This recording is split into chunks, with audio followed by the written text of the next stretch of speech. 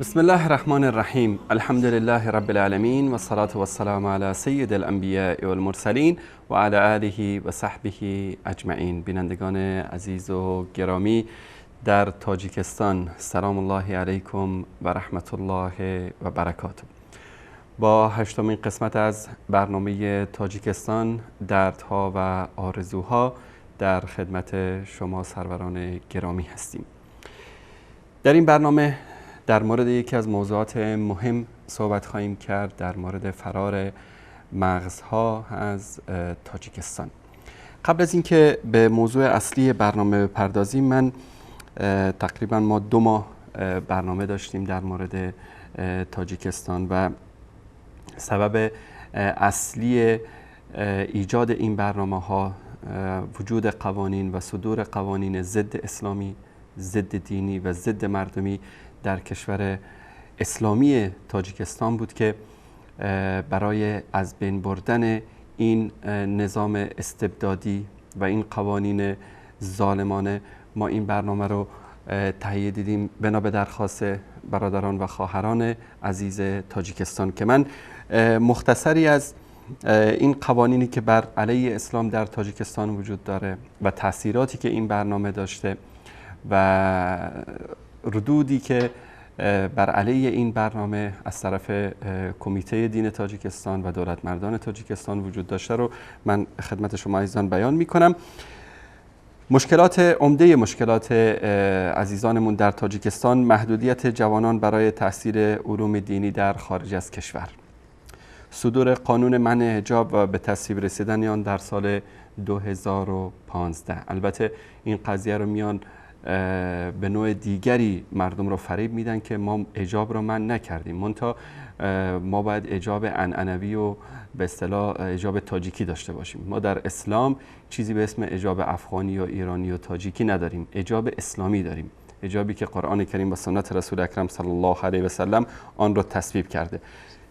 تبدیل مساجد به قهوه خانه ها و مدارس دولتی، صدور حکم منع جوانان و کودکان از رفتن به مساجد، صدور حکم منع ازدواج با خویشاوندان و اقربا، صدور حکم تراشیدن ریش و به طور اجباری جوانان و مردانی رو که ریش داشته باشن از کوچه و خیابان میگیرند و به زور ریش آنها رو میتراشن. اومدن گفتن که این کار خودسرانه افراد امنیتی بوده و قانونی در این زمینه وجود نداره. حالا شما دوست دارید باور بکنید یا باور نکنید. صدور حکم منع دعوت و تدریس بدون مجوز دولتی، یعنی شما اگر که هر چیزی که دولت خواست رو بگید به شما حق داده میشه، اگر نه به شما این حق رو نمیدن. صدور حکم برکناری خطیبان معروف و جایگزین کردن خطیبان حکومتی و تصویب معاش برای آنها، صدور حکم منع اعزام جوانان به حج زیر 35 سال، یعنی از زیر 35 سال کسی حق نداره که به حج بره ولو اینکه از نظر اسلام واجد شرایط باشه. این یک نوع محاربه با دین الله سبحانه و تعالی است. بستن تنها دبیرستان اسلامی در تاجیکستان، محدودیت دیگر مذاهب اسلامی در کل کشور و خواندن نماز به غیر مذهب حنفی ممنوع است.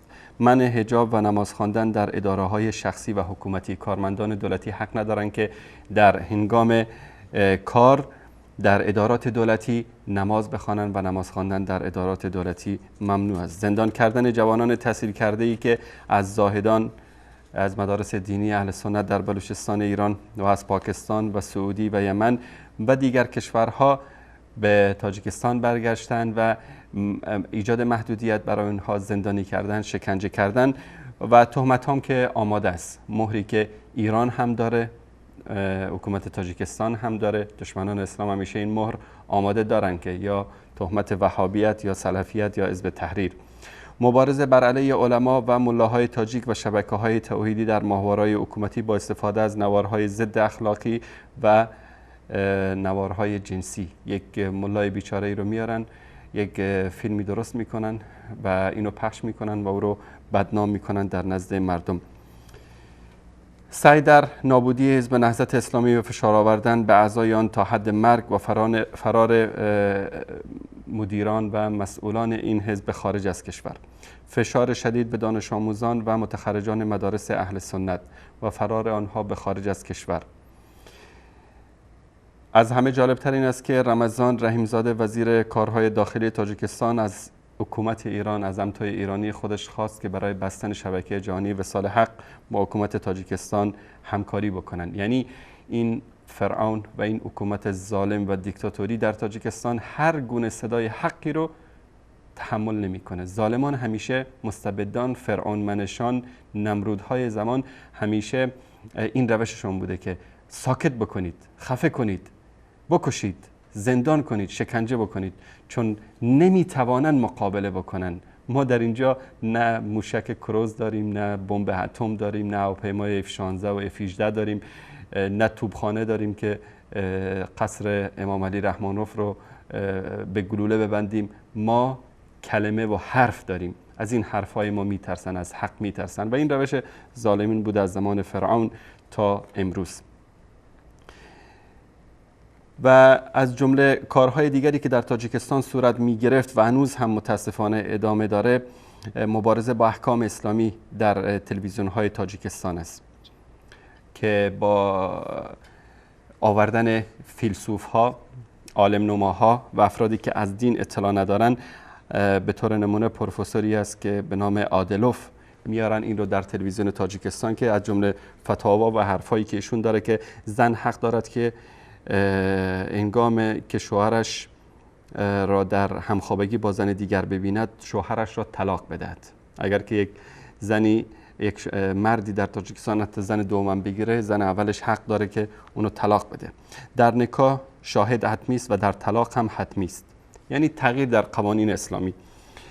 اگر مرد زنش را بی‌نفقه ماند، زن حق دارد که شوهرش را طلاق دهد و دیگر موردهایی که هر گونه به اصطلاح عملی رو که به نظر اونها خلاف حقوق زن مشاهده کردن، زن حق داره که شوهرش رو طلاق بده.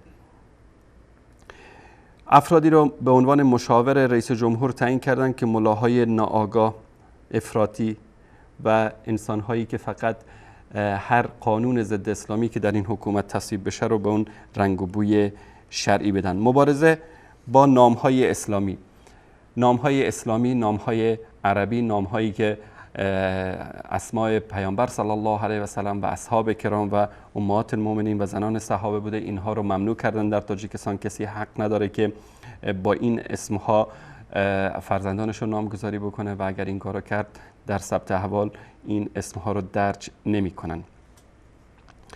و همچنین مشکل بزرگی که وجود داره برای خواهران عزیز ما در تاجیکستان که از ورود زنان و دختران محجبه به مدارس، به دفاتر و ادارات دولتی منع صورت میگیره. اجازه نمیدن که زنها با حجاب شرعی وارد ادارات دولتی و مدارس، حتی بیمارستان ها.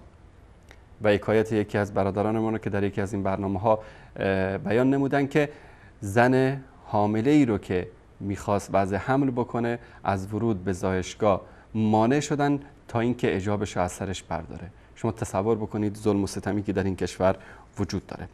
بعد از بیان این مطالب و برنامه‌هایی که شبکه جهانی وصال حق داشت، ما خلاصه از مواقف حکومت و کمیته دین تاجیکستان را که عده عالم نما، عده نوکر و کاسلیس امام علی رحمانوف در اونجا جمع شدن که هر عمل ضد اسلامی، ضد انسانی، ضد بشری و ضد دینی رو که در این دولت ظالم و مستبد انجام میگیره فقط رنگ و بوی شرعی میدند. خلاصه ای از مواقفشون این بود که تهمت زدن به وصال حق که این برنامه‌های وصال حق برنامه‌های اغوا انگیز است، برای فریب ملت تاجیکستان است. از مفتیا و از به اصطلاح مدیران وصال حق دعوت کردن که سفر بکنن به تاجیکستان و این مثل دعوت آخوندها بود که از کارشناسای شبکه‌های توحیدی دعوت کردن که برن ایران. کمیته دین از محمد انصاری خواست که به خاطر تهمت‌هایی که به ملت تاجیکستان زده عذرخواهی بکنه. چشم، حتما این کارو خواهیم کرد. اعتراض دانشگاه اسلامی تاجیکستان به وصال حق: چرا درباره راغون سخن نمیگویید؟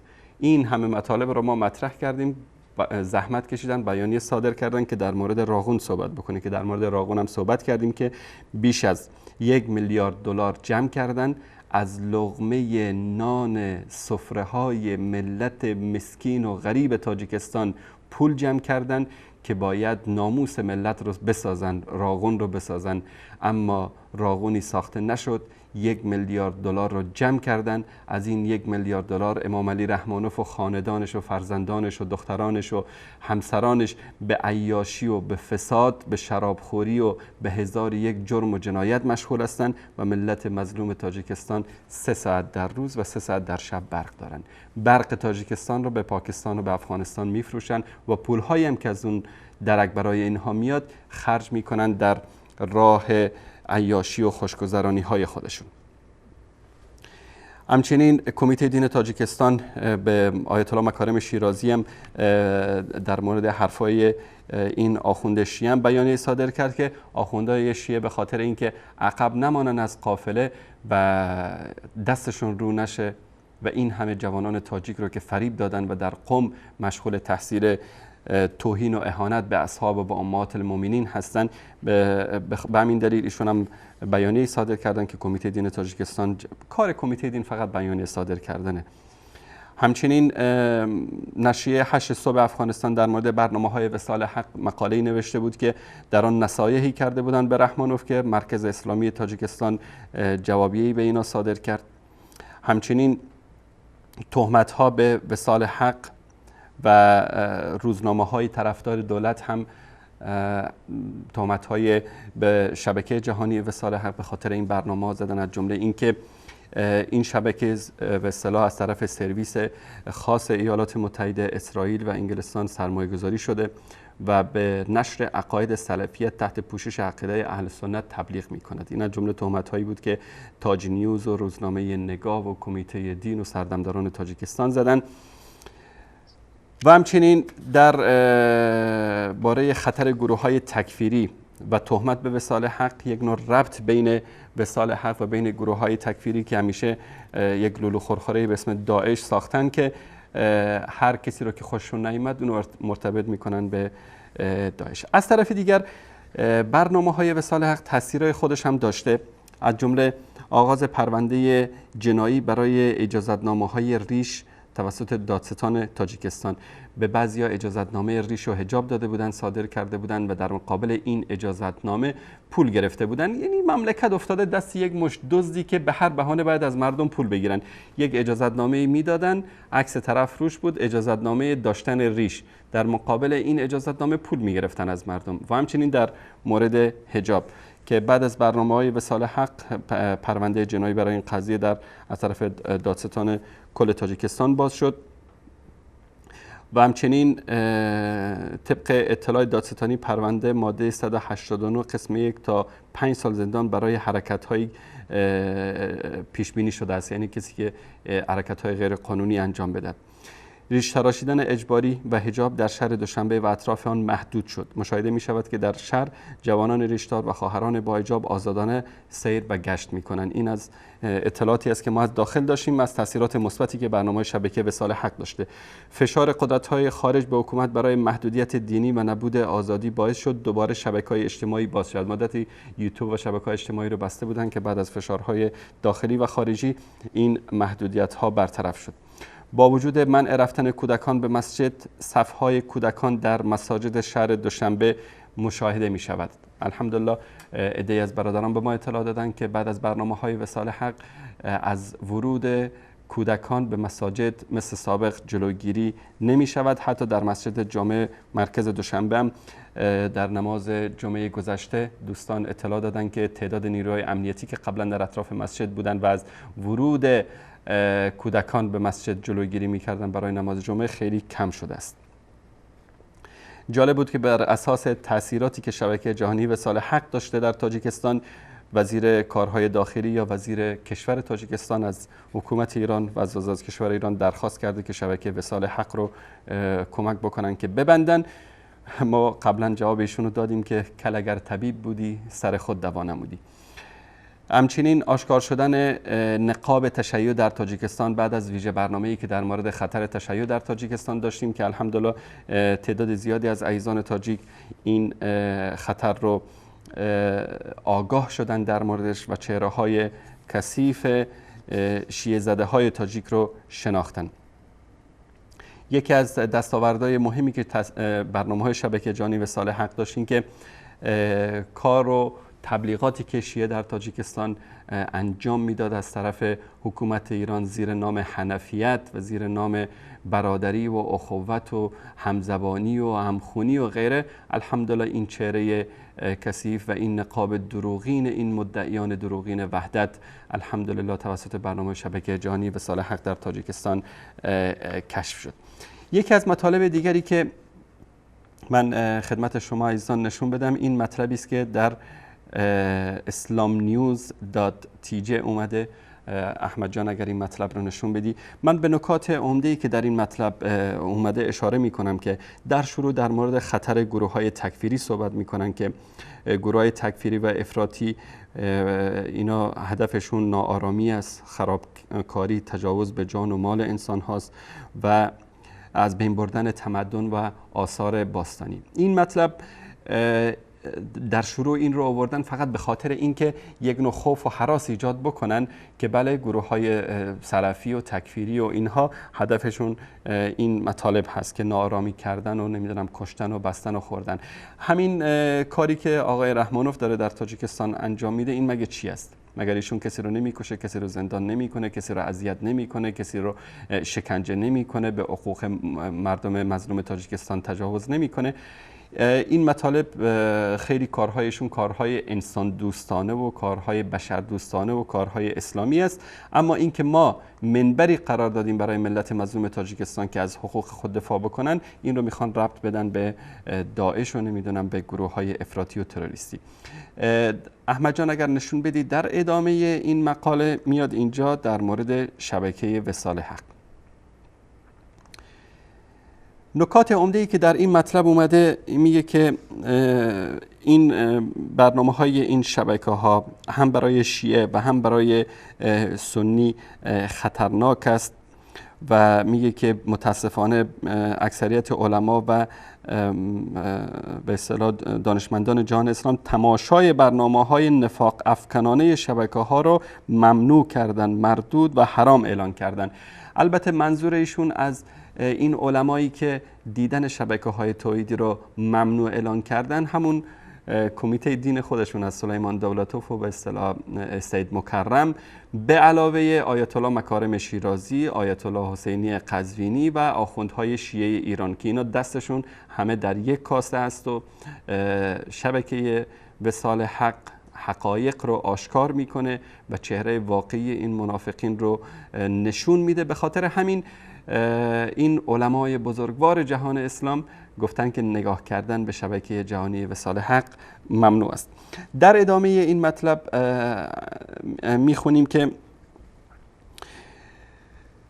میگه که برنامه‌های وصال حق خرابگر، ویرانگر و لبه تیز شمشیر زهرآلود خود را با هدف‌های پلید بر روی ملت و دولت تاجیکستان تنظیم کرده و فکر و ذهن مردم را دچار تشویش و امنیت روحی، روانی و اخلاق جامعه را از هم پاشیده و مردم را با برنامه‌های فریبنده خود میخکوب و افسون شبکه خود نموده و میان مردم بذر نفاق و شقاق و دشمنی و خصومت را کاشتن. آشکار است که بار دیگر بدخواهان ملت تاجیک خواهش دیدن آرامش و امنیت و صمیمیت و پیشرفت ما را ندارند. من تعجب میکنم که این اسلام نیوز که متاسفانه اسم اسلام رو هم یدک میکشه از کدوم پیشرفت و ترقی داره صحبت میکنه؟ از پیشرفت و ترقی در بارها، در رقاصه خانه ها، از ملتی که در 24 ساعت شبانه روز حق ندارن که 12 ساعت برق داشته باشن. از ملتی از کدوم پیشرفت و ترقی دارید صحبت میکنید؟ از پیشرفت و ترقی که بیش از 1.5 میلیون جوان تاجیک در به در روسیه دارن در زیر چکمه های روس های کافر، همونایی که حقد و دشمنی و کینه با ملت تاجیکستان دارن، دارن کار میکنن، از کدوم ترقی و پیشرفت دارید صحبت میکنید؟ در ادامه احمد جان اگر که این رو نشون بدی. و همچنین گفتن که هدفهای این شبکه این است که این شبکه ها نه به نفع اسلام است و نه به نفع اهل سنت و برای شیعه و اهل سنت منفعتی ندارد و اینها میخوان تفرقه بندازن در بین شیعیان و اهل سنت و همچنین کارکنان این شبکه ها لشکر شیطان هستند که برای لبخند رضایت شیطان تلاش و کوشش میکنن و اگر دلسوزند برای اسلام و مسلمان ها چرا به کمک مسلمانان کشور میانمار و فلسطین نمیشتابند؟ چرا از شبکه‌های خود صلح و آرامش و امنیت را در سوریه، عراق، لیبی، یمن، افغانستان و غیره برقرار نمی‌سازند؟ والا اگر ما لشکر می داشتیم مثل حکومت تاجیکستان و مثل آقای سید مکرم و دولتوف و رحمانوف و اینایی که هستن در تاجیکستان، اگر وزارت دفاع می داشتیم، لشکر می داشتیم، جنگنده و نیروی نظامی می داشتیم، حتما برای آزادی میانمار و فلسطین و افغانستان و عراق و کشورهایی که در زیر یوغ استعمار هستن حتما این کار رو می کردیم. این بزرگترین آرزوی ما این است که بتوانیم در راه آزادی مسلمانان از دست ظالمان و مستبدان در راه خدا جهاد بکنیم. منتها شماهایی که دولت در دستتان هست، این همه نیروهای نظامی دارید، شما ملت خودتون رو چیکار کردید؟ برای اون دختر تاجیکی که مجبور هست به خاطر لقمه نانی تنفروشی بکنه چیکار کردید؟ برای اون جوانهایی که باید در کشور خودشون در خدمت خانواده ها و پدر و مادر و کشور خودشون باشن، برای اونا چیکار کردید که امروز در تاجیکستان، در روسیه دارن این تاجیکا جان میدن از دست ظلم و ستمی که روس‌ها برای اینا میکنن؟ شما برای اونا چیکار کردید؟ شما میانمار و فلسطین و عراق و یمن رو بذارید کنار، شما برای ملت خودتون چیکار کردید؟ ما که همین حرف رو با حرفمون داریم دفاع میکنیم. شمایی که قدرت در دست دارید، نیروهای نظامی دارید، پول دارید، حکومت دارید، شما چیکار کردید؟ در ادامه این مطلب اومده نصیحت کرده که الله سبحانه و تعالی در سوره انعام آیه 108 میفرماید که به معبود کسانی که غیر خدا را میپرستند دشنام ندهید، مبادا آنها نیز از روی نادانی خدا را دشنام دهند. و اینجا هدفشون این است که ما نباید به شیعیان به اصطلاح دسایس و جنایات اونها رو آشکار بکنیم، نباید در مورد فعالیت هایی که شیعه دارن در تاجیکستان صحبت بکنیم، چون که این به مزاج نویسندگان سایت islamnews.tj خوش نمی آید، چون که این حقوقی که از طرف ایران برای این رسانه های مزدور تاجیکی تعیین شده، برای روزنامه نگار و برای فرج و برای اسلام نیوز و برای تاج نیوز و اینها همه رسانه هایی هستند که ایران به اینها پول میده و ما در مدت این 2 ماه که متابعت میکردیم رسانه ها رو متوجه شدیم که اینها همه حقوق بگیران رژیم ایران هستند. اینها به خاطر ملت تاجیکستان زحمت نمیکشن، اینها به خاطر حقوق ملت تاجیکستان گاهی این مقاله ها رو ننوشتن. گاهی دیدید که اینا بنویسن در مورد مشکلات ملت تاجیکستان، در مورد مشکلات علمای دین تاجیکستان. امروز که وصال حق داره منبری شده برای ملت تاجیکستان، ما که چیزی نگفتیم، هر چی گفتن برادران و خواهران عزیز تاجیک تماس گرفتن و در این برنامه ها بیان کردن. اینها به خاطر اینکه چهره واقعی اینها ما آشکار کردیم در این برنامه ها و نشان دادیم که حکومت ایران بیشتر رسانه های تاجیکستان رو در دست داره، سایت های اینها رو در دست داره و پول و مصارف اینها رو حکومت ایران پرداخت میکنه، فقط جهت نشر تشیع و ترساندن ملت تاجیکستان از اسلام حقیقی، از عقیده و آرمانهای اهل سنت، و اینها مجبورن که برای ادای خوشخدمتی به واداران ایرانیشون این مقاله رو بنویسن و این تهمت‌ها رو به ما و به شبکه‌های توحیدی در مطالبی که می‌نویسن ذکر بکنن. این مقاله رو آقای محمد غلاموف، تحلیلگر گروه‌های تکفیری، نوشته. مطلب دیگری رو که من دوست دارم در این برنامه در موردش صحبت بکنم، همین 1-2 روز قبل تنها دبیرستان اسلامی رو هم در تاجیکستان بستن مسئولان که دلیل اخراج 1380 دانش آموزی رو که در دبیرستان اسلامی در تاجیکستان درس میخوندن نبودن به اصطلاح مجوز بنا و ساختمان ذکر کردن و این دبیرستان دولتی، البته جالب است که بدونید این دبیرستان دولتی بود، از ورود دختران با حجاب در این دبیرستان جلوگیری میشد. دخترانی که در اینجا درس میخوندن باید با لباسهای کوتاه، با لباسهای برهنه، با لباسهای غربی حاضر بشن. جوانان حق نداشتن ریش بگذارن، حق نداشتن نمازهای پنجگانه خودشون رو ادا بکنن. اینها با این قوانین مدرسه به اصطلاح دبیرستان اسلامی ساخته بودن که همین رو هم بستن و روز به روز تعداد اینها رو کم کردن تا اینکه 380 نفر دانش آموز در این دبیرستانی که قبلا 1380 نفر دانش آموز داشت، تقریبا 380 نفر باقی مانده بودن که با قانون جدیدشون کلاً این دبیرستان اسلامی رو در تاجیکستان بستن و اخبار تایید نشدن میاد که به اصطلاح دانشگاه اسلامی تاجیکستان رو هم امکان داره که تا 50% تعداد کارمندان و دانشجویانش رو کاهش بدن. یکی دیگر از رسانه هایی که در مورد قضیه وصال حق در هفته گذشته مطلبی رو نشر کرده، تاج نیوز هست که در مورد تحلیلی دارد بر قضیه ملاقات وزیر کشور تاجیکستان و وزیر کشور ایران. با عنوان این مقاله رو گذاشته سنگ تفرقه ایران و تاجیکستان را چطور دشمن میکنن. منظور از سنگ تفرقه در اینجا شبکه وصال حق است و این در این مقاله این سایت به اصطلاح نوکر ایران ادعا کرده که وصال حق میخواد بین تاجیکستان و بین ایران دشمنی ایجاد بکنه و اینها ترسشون از این است که چهره اون به اصطلاح شیعه زده هایی که در تاجیکستان هستن و زیر نقاب حنفیت خودشون رو پنهان کردن وصال حق اینا رو آشکار بکنه. به خاطر همین ترسیدند و سر و صدا راه انداختن که بله اینا میخوان تفرقه بندازن. همچنین در این سایت اشاره شده به وزیر کشور تاجیکستان و ایران ملاقاتی که داشتن و اینکه وزیر کشور ایران گفته که اسلام معتدل باید در تاجیکستان بهشون حق داده بشه، اسلامگراهای معتدل، و در این مقاله گفته که منظور از اسلامگراهای معتدل همان حزب نهضت تاجیکستان است که یک نیروی سیاسی و مورد حمایت ایران شناخته می شود. اگر حزب نهضت تاجیکستان، بذارید یه واقعیت رو براتون بگم، اگر که اینا دلشون به حال ملت تاجیکستان میسوخت، دلشون برای اسلام میسوخت، تا حالا کاری کرده بودن.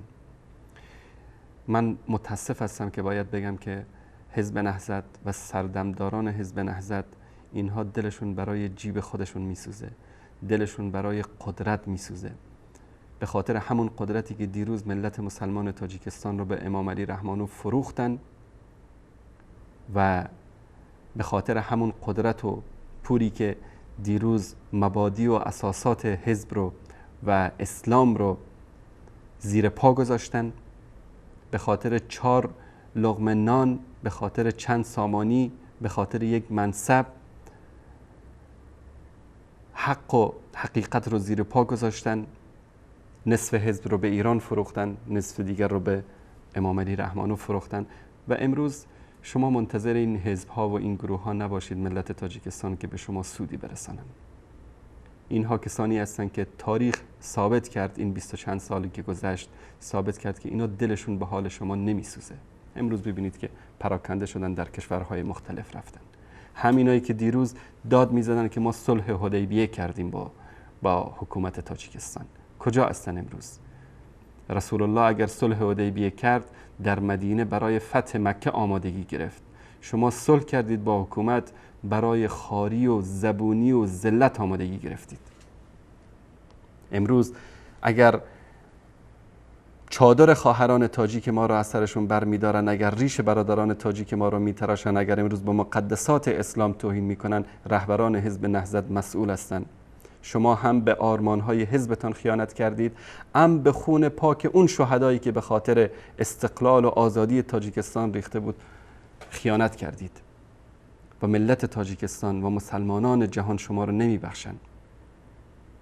امروز ببینید که در هر گوشه دنیا پراکنده هستن، صداشون در نمیاد برای دفاع از ملت تاجیکستان. چرا؟ منتظر چراغ سبز از ایران هستید که به شما اجازه بده که صحبت بکنید؟ منتظر چراغ سبز از ایران هستید که به شما حق بده یا اجازه بده که فلان عملی رو انجام بدید؟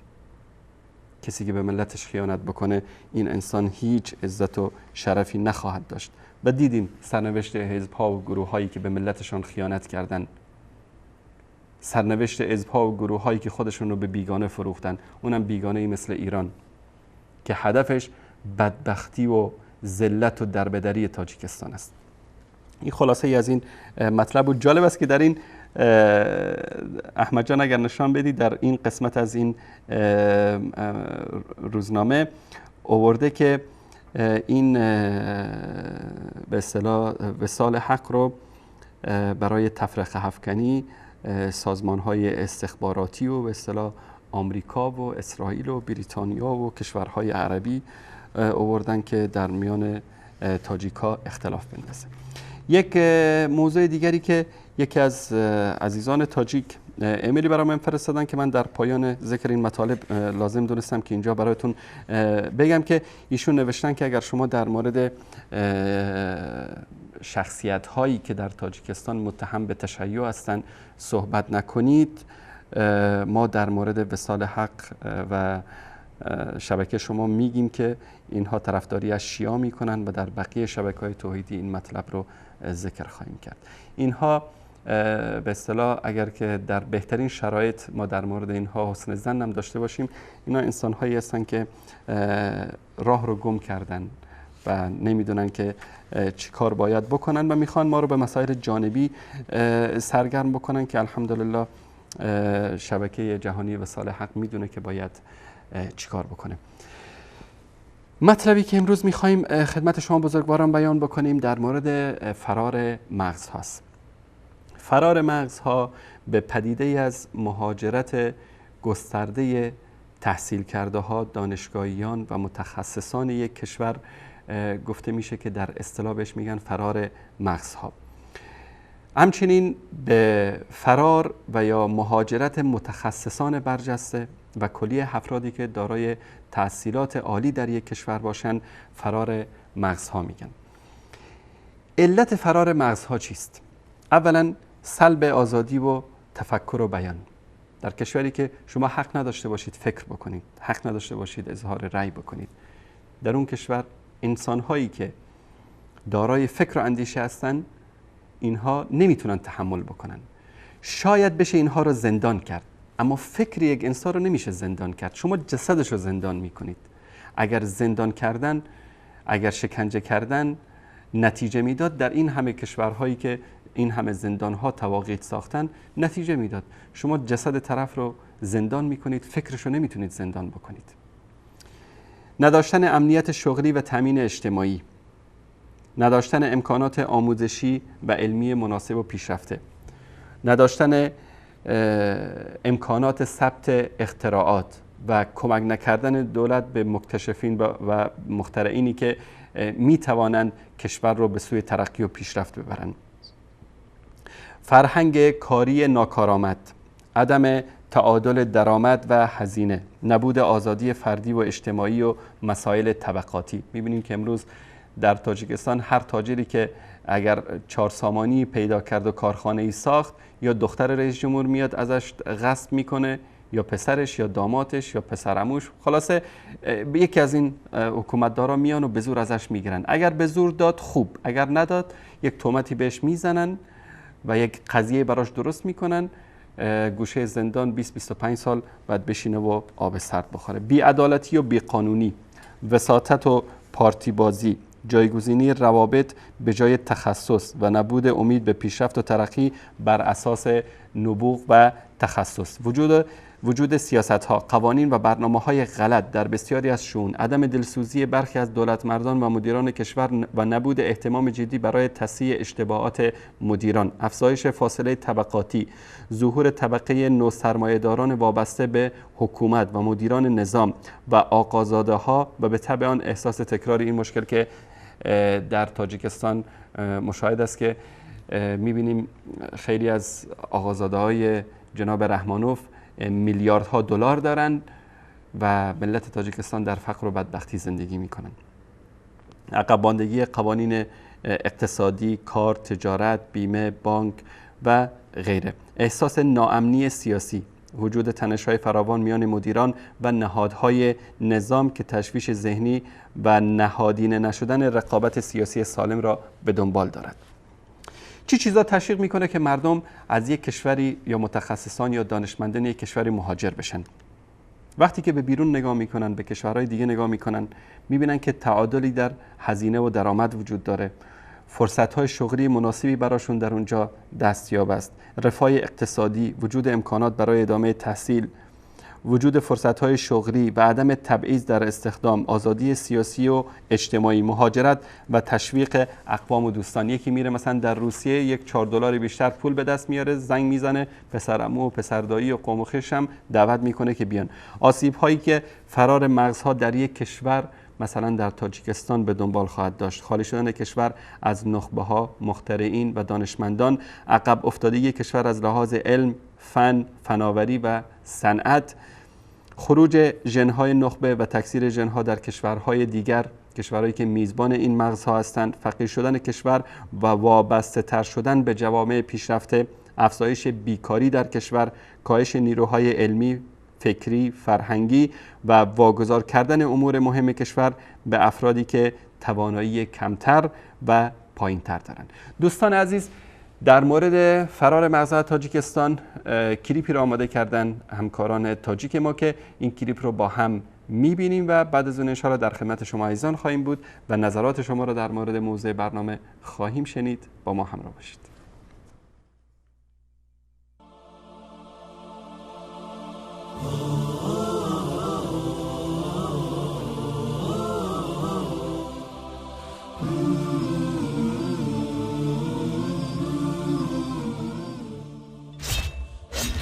فرار مغزها از تاجیکستان.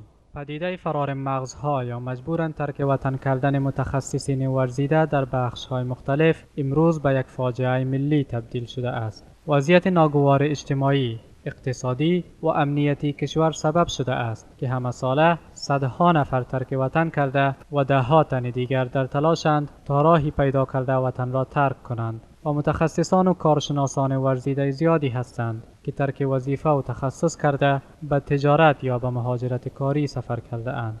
ارشاد سلیمانی، روزنامه‌نگار و کارشناس امور سیاسی و اجتماعی تاجیک که در نوشته‌هایش به مسئله فرار متخصصین اشاره داشته می‌گوید اخیراً در نوشته‌های برخی عالمان، روزنامه‌نگاران، در شعرهای شاعران و در صحبت‌های انفرادی خیلی از دوستان و صاحبکاران مشاهده می‌شود که آنها اگر امکانی پیدا نمایند تاجیکستان را ترک می‌کنند. با به سر قدرت آمدن رژیم امام علی رحمانوف، صدها متخصص ورزیده از طبقات مختلف کشور ترک وطن نموده در ممالک بیگانه کار و فعالیت دارند و دانش و ملکه خود را در آبادسازی این کشورها صرف می‌نمایند و کشورهای زیادی امروز از متخصصین کشورهای عقب مانده از جمله تاجیکستان استفاده برده ممالکشان را به کشورهای پیشرفته جهان تبدیل نموده اند.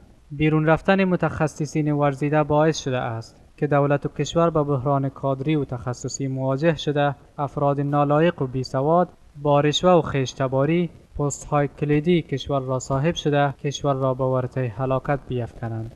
فرار مغزها در تاجیکستان تاکنون من حیث یک پدیده خطرناک بررسی نشده است و حکومت تا به حال هیچ چاره‌ای برای برطرف نمودن این پدیده نامطلوب نیندیشیده است و در این باره حتی فکر هم نکرده است، چون این حکومت ضرورت به صاحبان علم و متخصصین ورزیده ندارد و مدت 23 سال توانسته با افراد بیسواد و بیدانش حکومت کرده دارایی کشور را غارت کنند و شاید حکومت رحمانوف برای آن به این مشکلات توجه نمی کند که از وجود افراد صاحب علم و معرفت خوف دارد که شاید اینها به آینده حکمرانیش خطری باشند. بنابراین مناصب و پست‌های کلیدی کشور را به افراد جاهل و نادان واگذار نموده است و در مدت 23 سال حکمرانیش نتوانسته عادی ترین شرایط زندگی مردم که آب و برق و جای کار مناسب می باشد فراهم نماید. امید صدیق، تحلیلگر تاجیک، می گوید تا حال در کشور از طرف هیچ نهادی هیچ گونه تحقیقاتی انجام نشده است که کشور از ناحیه فرار همه ساله مغزها از کشور چه مبلغی ضرر نموده است. اما اگر چنین تحقیقاتی انجام شود، احتمالاً از میلیاردها دلار کمتر نخواهد بود. او می‌افزاید در تاجیکستان قانونگذاری نامکمل، اندازبندی مرکب، کاغذبازی‌های بیش از حد، محیط ناسالم تجارت و محلی گرایی باعث شده است صاحب هنرهای با تجربه کشور را ترک نمایند.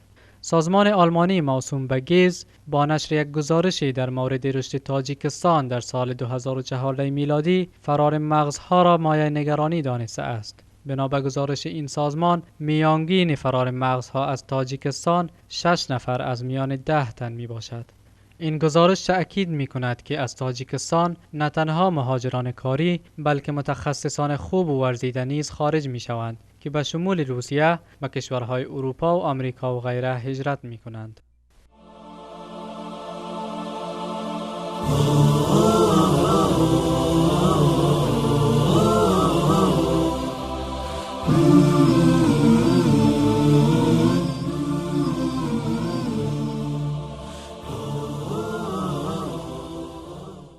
کارشناسان فرار مغزها یا رفتن کارمندان دارای تخصص خوب از تاجیکستان در رشته‌های مختلف را به 2 مرحله تقسیم می کنند. مرحله اول که مطابق به فروپاشی شوروی و آغاز جنگ شهروندی در تاجیکستان است که در آن زمان کشور را بیشتر کارشناسان غیر تاجیک یا مردم غیر بومی ترک کردند. هدف آنها دور بودن از ماجراهای داخلی در تاجیکستان بود و آنها تمام ملک و دارایی خود را فروخته به وطن اجدادیشان که اکثرا روس بودند به روسیه برگشتند و در آنجا با معاش خوب به کار و فعالیت پرداختند. در بین آنها کارشناسان و متخصصان تاجیک نیز زیاد بودند. مرحله دوم، مرحله بعد از جنگ داخلی که گرسنگی و ناداری صدها هزار نفر را در مناطق مختلف تاجیکستان در پی یافتن نیازمندی‌های اولیه زندگی و مزدورکاری و مهاجرت وادار کرد. بار مسئولیت تأمین نان و لباس خانواده به مردان خانواده فشار آورد و آنها را مجبور ساخت تا ترک وطن نمایند. در میان این افراد که ترک وطن نمودند، بر علاوه کارگران معمولی، اقتصاددانها، مهندسان، پزشکان، حقوقدانها، آموزگاران و غیره نیز هستند. اکثر کسانی که به خارج از حساب بودجه کشور برای تحصیل سفر کردند، اقامت آنجا را برای کار و فعالیت ترجیح می‌دهند تا اینکه دوباره به تاجیکستان برگردند. تا حال آمار رسمی وجود ندارد که بیانگر این باشد که چقدر دانشجو به خارج سفر کرده و در آنجا به کار و فعالیت مشغول شده و به وطن برنگشته است. یکی از منصبداران وزارت معارف تاجیکستان ضمن صحبت به خبرنگار IWPR یعنی مؤسسه گزارشگر جنگ و صلح ابراز داشته است که نزدیک به 70% دانشجویان بعد از ختم تحصیل آنجاها میمانند و به وطن برنمیگردند. در گزارشی آمده است حالا در امریکا، بریتانیا، کانادا، مالزیا، ایران، روسیه، فرانسه، آلمان، هندوستان، چین و کشورهای دیگر بیش از 20,000 شهروند تاجیکستان بعد از ختم دانشگاه ها نمیخواهند دوباره به تاجیکستان برگردند. شمشاد، یک جوان فارغ شده از دانشگاه روسیه که طبق کوته پرزیدنتی یعنی درخشندگان چند سال قبل به گفته خودش در رشته انرژی پس از ختم دانشگاه با دل پر از امید و ذهن پر از نقشه های بزرگ به تاجیکستان برگشت، اما با وجود تلاش و جستجوی زیاد نتوانست جایگاه خود یا کار مناسبی در تاجیکستان پیدا کند. به قول شمشاد آنها به آدمهای زیادتی تبدیل شده اند و امروز جوانان خوب و ارزنده زیادی در روسیه و کشورهای دیگر با دانش معاصر و مدرن به وطن برمیگردند، اما اکثرشان پس از یک مدت کوتاه دوباره راهی خارج می شوند. او می افزاید تحصیل کرده های کشورهای خارجی با وعده های زیاد به وطن برمیگردند، اما به آنها 300 الی 400 سامانی ماهانه پیشنهاد می شود که بسیار دلسرد کننده است. جمشید قدوسوف تحلیلگر تاجیک می گوید یکی از عوامل کم توجهی تاجیکستان برای بازگشت دانشمندان جوان از خارج در این است که کشور قدرت تأمین ساکنانش به جای کار را ندارد. افزایش مهاجرت طبیبان متخصص تاجیک به کشورهای خارج مشکلات سنگینی در تاجیکستان از جمله کمبود شدید متخصصان در بیمارستانها و خروج دهها بیمار خطرناک به بار آورده است. مهاجرت طبیبان به خارج تقریباً با مهاجرت کاری شهروندان آغاز شد و حال نیز ادامه دارد. کارشناسان امور طب میگویند خروج بخش بزرگ طبیبان وضعیت بهداشت را به بحران روبرو ساخته است. مقامات تاجیکستان درباره مهاجرت طبیبان از کشور آمار دقیقی ارائه نکرده اند، اما یک مقام وزارت بهداشت که نخواست نامش ذکر شود گفت هزاران طبیب متخصص در بیرون از کشور فعالیت دارند. یک منبع دیگر می‌افزاید همکنون در شهر و ناحیه‌های مختلف کشور یمن، البته قبل از آنی که درگیری‌ها در آن کشور آغاز شود، زیاده از 300 طبیب تاجیک در بخش‌های مختلف کار و فعالیت می‌کنند. این در حالی است که مسئولین وزارت بهداشت کشور از نارسایی‌های طبیبان در کشور اظهار نگرانی می‌کنند. صاحب نظر رحمانوف، معاون سابق وزیر بهداشت کشور میگوید امروز متخصصان سابقه‌دار تاجیک در کشورهای روسیه، افغانستان و یمن کار میکنند، اما در داخل فقدان پزشک متخصص زندگی بیماران را به خطر مواجه ساخته است. برای نمونه در عرصه درمان بیماری رو به گسترش سیل در کشور عوض 700 طبیب تنها 200 پزشک فعالیت میکنند. وضع ناگوار کشور امروز سبب شده که طبیبان ورزیده و با تجربه وطن را ترک نموده به کشورهای دیگر رفته با معاش و امتیاز ماهانه بیشتر و بهتر کار و فعالیت کنند. خانم دلارام نبیوه، یک پزشک زن تاجیک میگوید با در نظر داشت 20 سال تجربه کاری تنها 289 سامانی معادل $60 آمریکایی معاش میگیرد و اساساً روزش را از حساب مریضان میگذراند. وی می‌افزاید همکاران ما به افغانستان، یمن، سعودی و بیشتر به روسیه رفتند. وقتی در رخصتی می آیند میگویند که آنها معاش زندگی خوبی دارند. دلفروز نظرآور، فارغ دانشگاه طبی تاجیکستان که در یمن کار و فعالیت کرده است میگوید بعد از ختم دانشگاه در سال 1991 مدتی در تاجیکستان کار کرده است. بعداً همراه شوهرش که او نیز طبیب است به کشور یمن کوچ کرد. در ابتدا از طریق شرطنامه آمدند. در یک ماه معاشش $1000 بود. علاوه بر این در جراحی اشتراک میکرد. از حساب درآمد شفاخانه 5% دیگر معاش میگرفت که در مجموع 1500 تا $1800 ماهانه میگرفت. در حالی است که در تاجیکستان تنها 80 سامانی معاش میگرفته است. او افزود حالا در یمن بیشتر از 500 طبیب فعالیت دارند و بین آنها دکتران و پروفسوران ورزیده رشته طب نیز هستند.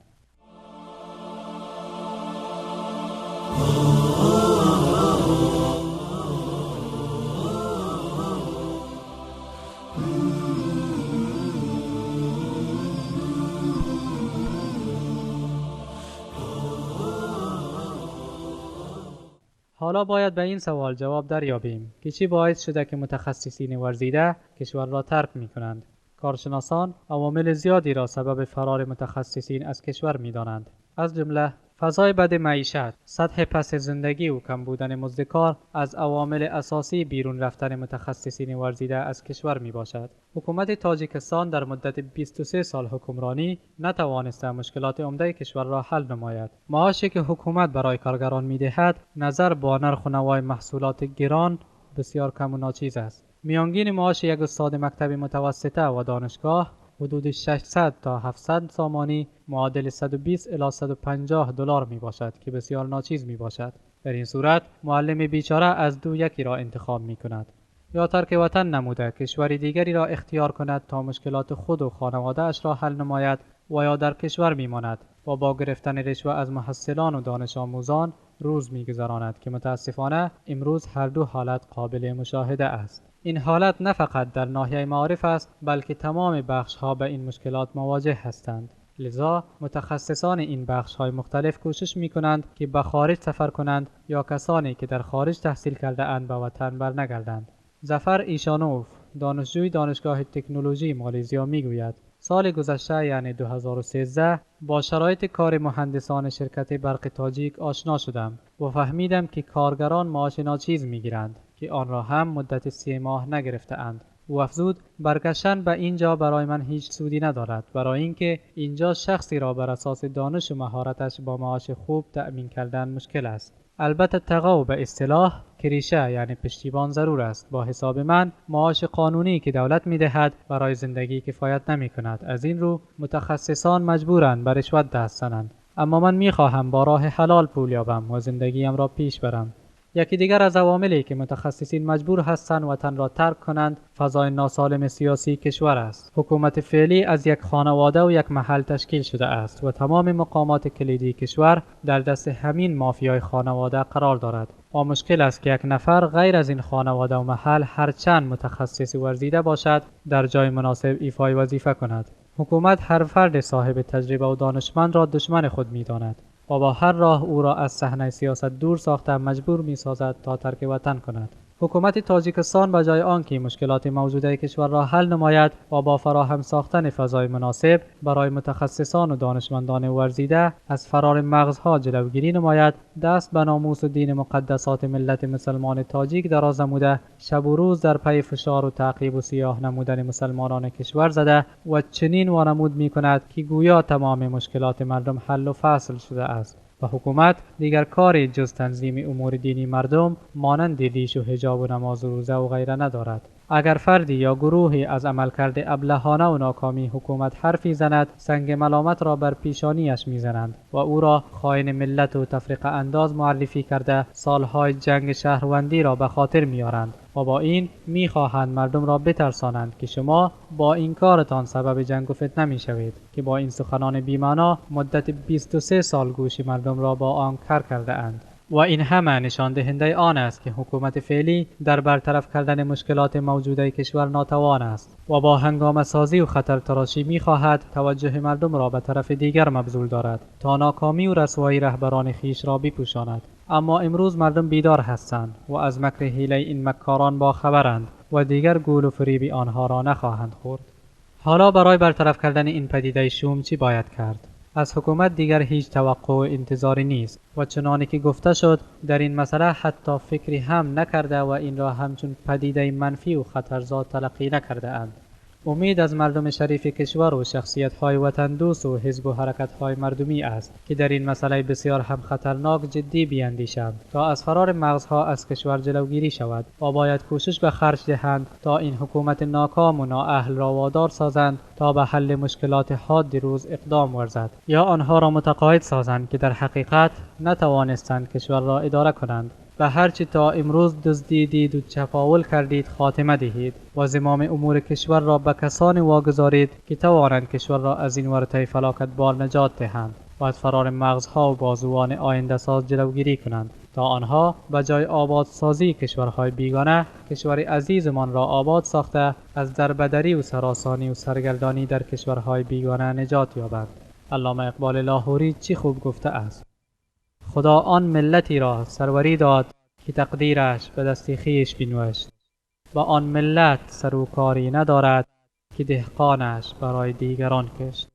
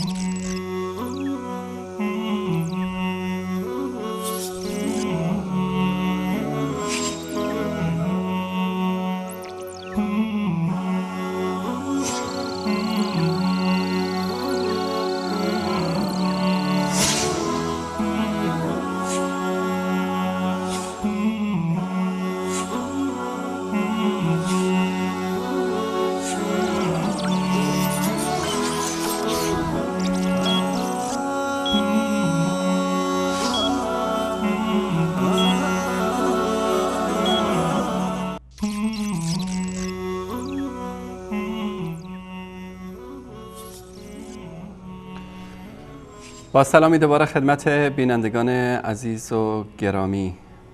با برنامه تاجیکستان دردها و آرزوها با شما عزیزان هستیم و موضوع این هفته برنامه فرار مغزها از تاجیکستان، کلیپی رو که در این مورد دوستان عزیزمون در بخش تاجیکی شبکه آماده کرده بودن با هم دیدیم.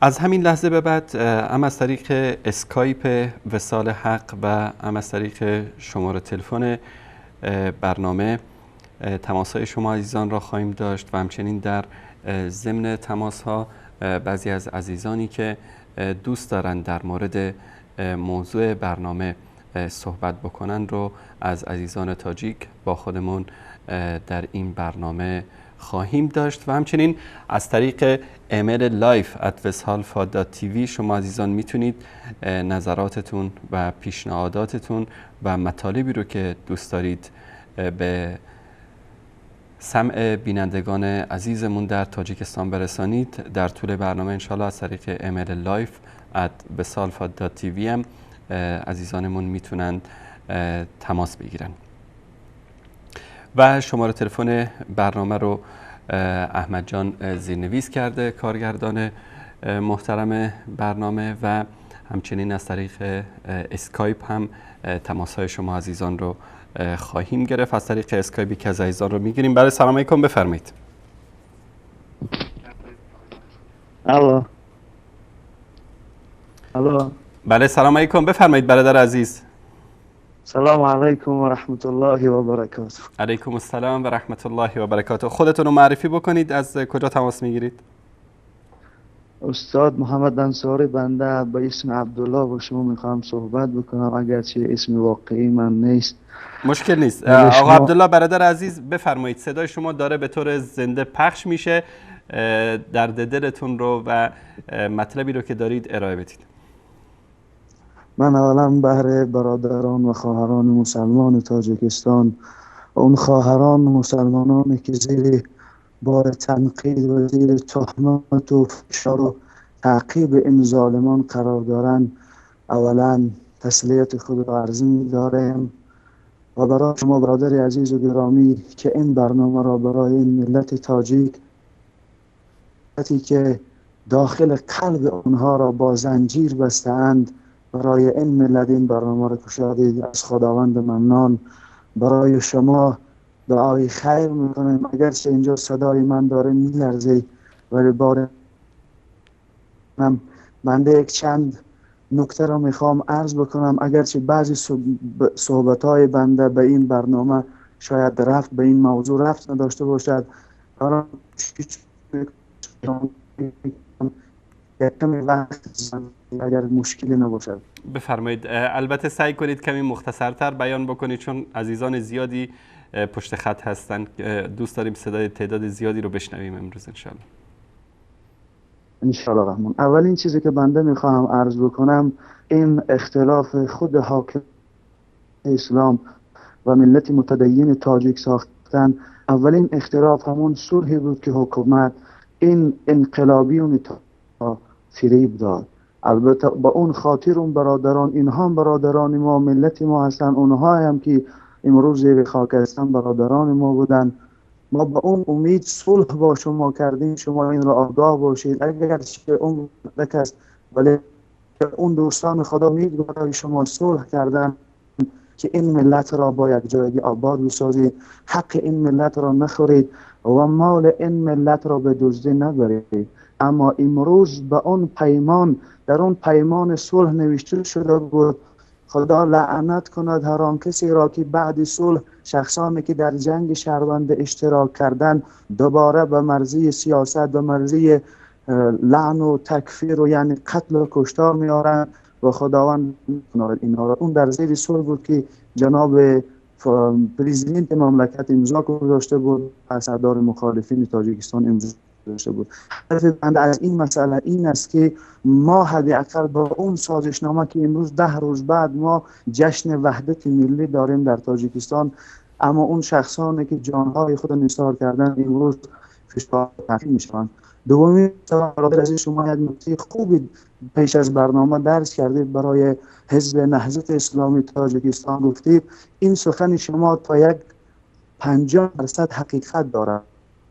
وقتی که نهضت اسلامی را بعد مرگ استاد سید عبدالله نوری بعد سال 2007 نهضت میخواست پراکنده شود. بعضی افرادی که حکومت ایران پنهانی در داخل نهضت جا کرده بود میخواست که هدفهای خود پیاده بکند. الان که خدا خود شاهد است که بین اونها هست نفرانی که به خاطر ملت دلشان میسوزد، اما بعد که استاد سید عبدالله نوری از دنیا گذشت، ایران مرحله اول مبارزه خود به این نهضت شروع کرد، ولی تا درجه توانست به یک مرحله بلند، به یک مرحله که خواسته های خودش به جا برسونه رسید.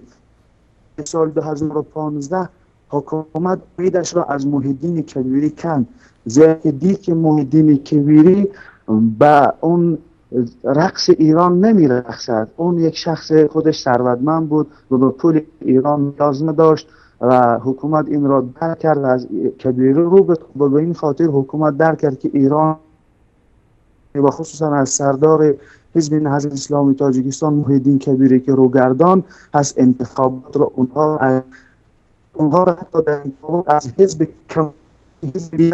تاجیکستان 1.5% آواز داد و این ایران تا این درجه میتوانند برادران نهضتی خود و برادران و استاد محی الدین کبیری و استاد سید عمر حسینی، خداوند تا امروز شما را در این راه، مردم به شما امید زیاد دارند. بعد از مرگ استاد سید عبدالله نوری بعضی مردم گمان میکنند شاید کل نهضت در راه درست است. اگرچه بعضی شما از دایره بیرون برآمدید، از شما احترامانه به حیث یک شاگرد خواهش میکنیم اگر تا امروز خطا کردید، اگر تا امروز پول شما را، شاید من نمیخوام تهمت بزنم، اگر شاید شما را محض کرد، امروز به خدا بازگردید. شاید 45 و 50 سال عمر دیدید، امروز 15-20 سال دیگه آید ندارید، دوباره به اون وعده‌ای که به استاد نوری در سر مرگش دادید که ما به اون چیزی که خدا و پیامبر وعده داد عمل میکنیم، که این نوارها تا حال هست در یوتیوب، وعده دادید به این وعده وفا کنید و ان الله خداوند با شماست. ملت بجز شمایی که نهضتی مردم به شما باوری دارند دیگر به هیچ گروه الهیده باور ندارند. تنها شما میتوانید مردم را در یک جا جمع بکنید، از حق اسلامی خود دفاع بکنید. سخن دومی بنده استاد عبدالله جان برادر عزیز، اگر کوتاه بفرمایید، خیلی کوتاه در 1 دقیقه مختصر بکنید. دومین سخن من این است که به نزدیکی من شنیدم که نزد ایشان نوری‌الدین جان رفتن از کمیته دین، خواستن از ایشان که بر ضد وصال حق برآمد بکند. ما منبر شما را به شما باز میگردم. شاید این خبر دروغ باشه ولی نزدیکی ها و ایشان نوری‌الدین گفته است از منبرتون بگذار مردم درد دل خودشون رو بگن. و از اون برادرانی که شاید بر ضد بعضی از علما ناکافته و ناسنجیده سخن میگیم، خواهشاً التماساً خواهش میکنم وقتی اتحاد آمده است، وقتی یک جای شدن است، وقتی پراکنده شدن نیست. اینجا اتحاد برای دیگر برادران خود دعا بکنید، خداوند اونها را هدایت بکند. و استاد بسیار سخنهای زیاد دارم اما وقتی برنامه را، وقت بینندگان را نمیگیرم. خداوند سرداران این ملت ما را، حاکمان ما را خداوند اولا هدایت بگرداند، پروردگار را در راه اسلام از این فکر و اندیشه غلطی که بهر این ملت کشیدن و اونها را خدا هدایت بگرداند و پروردگار وحدت و یکپارچگی امت اسلام در تمام عالم بین حنفی و شافعی و مالکی و حنبلی و دیگر مذاهب اسلامی که بر زیر بیرق لا اله الا الله از خداوند ایشان زیر این بیرق سرجم بگرداند و پروردگار مهربان هر کسی که به خاطر الله قلم بلند میکند، پروردگار قلم شده بر زیر این ظالمان خداوند بورا بگردان. و استاد دو چیزی که دو مقاله که در تاجیکستان کم واقعیت میگویند، یکی آزادگان است، مردم باید بدانند گزیت آزادگان نجات که بنده کم مطالعه میکنم. باقی شما رو در پناه خدا میسپارم و بسیار پوزش میخوام که وقتی پرقیمت شما رو گرفتم. اگر در مورد برنامه موضوع داشتم که برادران دیگر سلامت باشید. جزاکم الله خیر. خداوند یار و مدد داره شما. زنده باشید. سلامت باشید. تشکر میکنم از عبدالله جان برادر عزیز.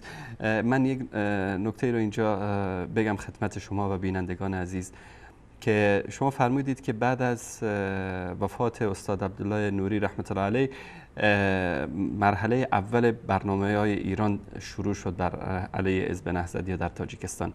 اگر اجازه بدید من خدمت شما و عزیزان تاجیک، گرچه میدونم که خیلی از اعضای حزب نهضت و دیگر عزیزان تاجیک، روشنفکران تاجیک اطلاع دارن از این مسائل، اما مرحله اول برنامه‌ریزی‌های ایران از زمانی شروع شد که به حزب نهضت خیانت کرد ایران و حزب نهضت رو فریب داد و بر سر میز مذاکره کشاند. این مرحله اول خیانت‌های ایران در تاجیکستان بر علیه مسلمان ها بود. حزب نهضت رو مجبور کرد که به خاطر مصالح ایران که در اون زمان شاید رهبران حزب نهضت اطلاع نداشتن از این مسائل، بیاد از خیلی از خواسته ها و ارزش های خودشون چشم پوشی بکنن. مجبور کردن حزب نهضت رو که به این موافقتنامه، ما مخالف اون موافقتنامه نیستیم، کار خوبی کردن، اما باید دستاوردهایی می داشتن که تا امروز میتونستن ازش دفاع بکنن، تا امروز میتونستن در تاجیکستان جای پا داشته باشن. ایران چنان برنامه رو تنظیم کرده بود که حزب نهضت با حاشیه زده بشه و امروز تاجیکستان بمونه و امام علی و رحمانوف و باند جنایتکارش. شاید بپرسید خب برای ایران چه مصلحتی وجود داشت که این کار رو بکنه؟ چون روسیه که به اصطلاح ارباب امام علی رحمانوف و حکومت تاجیکستان در اون زمان بود و یکی از اطراف درگیر در جنگ بود روسیه، توسط ایران این برنامه ریزی رو کرد و مسلمان ها رو فریب داد که این موافقتنامه رو امضا بکنن. برنامه ریزی ایران از اونجا شروع شد آقا عبدالله عزیز. چرا؟ چون که روسیه برای ایران نیروگاه اتمی بوشه رو داشت می ساخت و مجبور بود ایران هر چی رو که روسیه برای ایران دیکته میکنه عملی بکنه و همین حکومت منافق ایران بود که این خیانت رو در حق مسلمانان تاجیکستان کرد و از اون به بعد مراحل بعدی این برنامه‌های ایران در تاجیکستان اجرا شد و در آخر بعد از اینکه به خواسته های خودشون رسیدند حزب نهضت رو به دور انداختن، چون که نوکران جدیدی مانند سید یونس و غیره در تاجیکستان داشتن که دیگه نیازی برای اینا نبود که از حزب نهضت در تاجیکستان سوء استفاده بکنن. تماس بعدی استاد شراف الدین گدایوف با ما هستن. اگر که صدای من رو دارید من خدمت شما عرض سلام و ادب دارم. و علیکم السلام برادری اهل اسلام محمد انصاری. پیش از همه برای شما و کلی مؤسسین برنامه شبکه جهانی رسالت حق تشکری میگیم که امروز در درد و علم و اون ظلم هایی که در بالای مردم تاجیکستان میشود و اون رنج هایی که مردم تاجیکستان میکشد و اون مصیبتی که در بالای مردم نظام تاجیکستان آمده است شریک هستید و دارید تا اندازه بر این ملت، بر این بیچارگان مردم مظلوم تاجیکستان کمک میکنید. زنده باشید. تشکر از شما.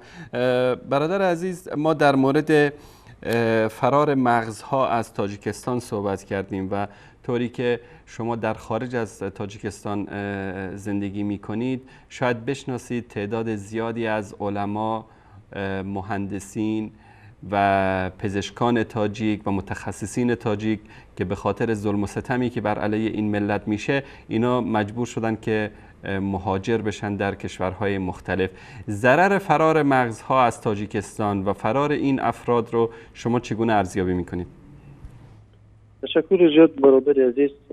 من پیش از همه می‌خواستم چند مسئله رو بیان کنم که در تاجیکستان یکی فراری مغزها وجود دارد و از طرف دیگر تراری مغزها وجود دارد. یعنی که دو نوعی یکی فرار وجود دارد، یکی ترار وجود دارد. و اون نفرانی که از شروع از سال 1992 از کمبودات و از مشکلات مردم و یعنی که راهی رسیدن و موفقیت یا اینکه منافع مردم و ملت حرف می‌زدند و از منافع مردم و ملت حمایت میکردن، آنها ترور شدن یکی پشت دیگری و تا امروز این عملیات های گسترده مقابل روشنفکران، دانشمندان و آن شخصیت هایی که می توانستند در تاجیکستان در یک تاریکی که امروز رحمانوف تاجیکستان را به تاریکستان مبدل ساخته است و در این تاریکی می توانستند یک چراغ بشوند و این چراغ اینها باعث روشنی و گلدوستی وطن عزیز ما محبوب تاجیکستان بشود و مردم تاجیکستان را از این بدبختی، از این تشاقی، از این فقر و سرخمی بیرون بیاورد. همه اینها ترور شدند.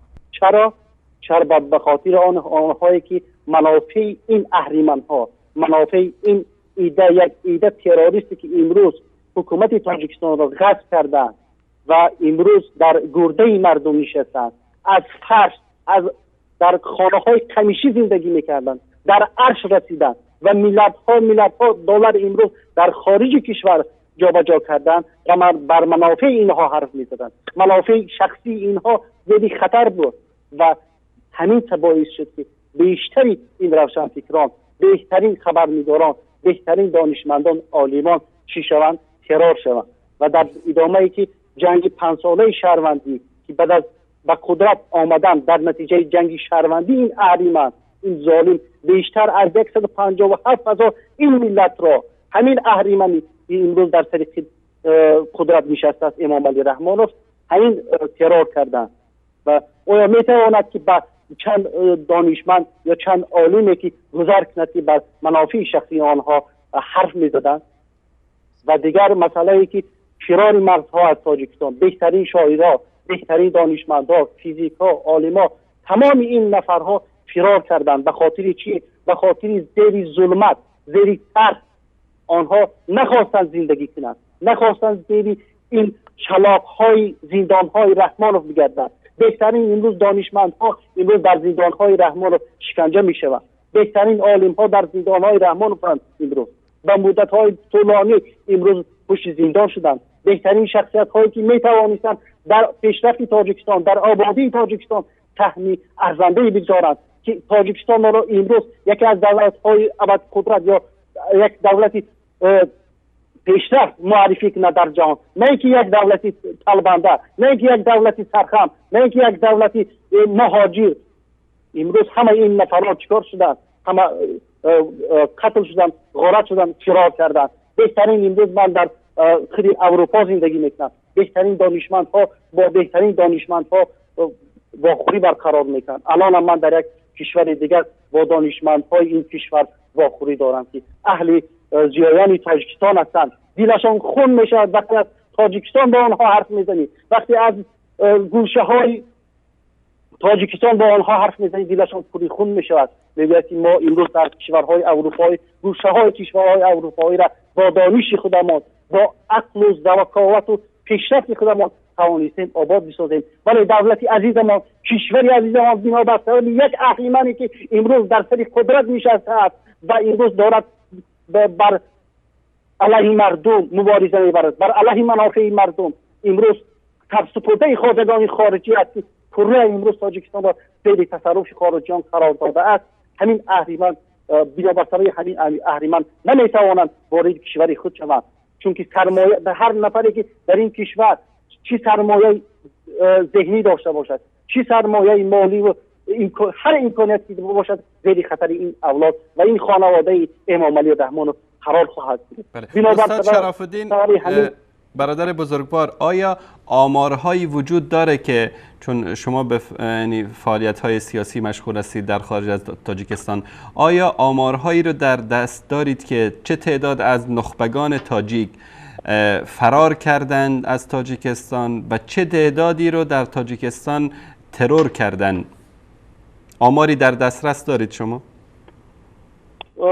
با یک آماری که ما در دست داشتیم بیشتر از 100 و چند خبرنگار در تاجیکستان ترور شدند.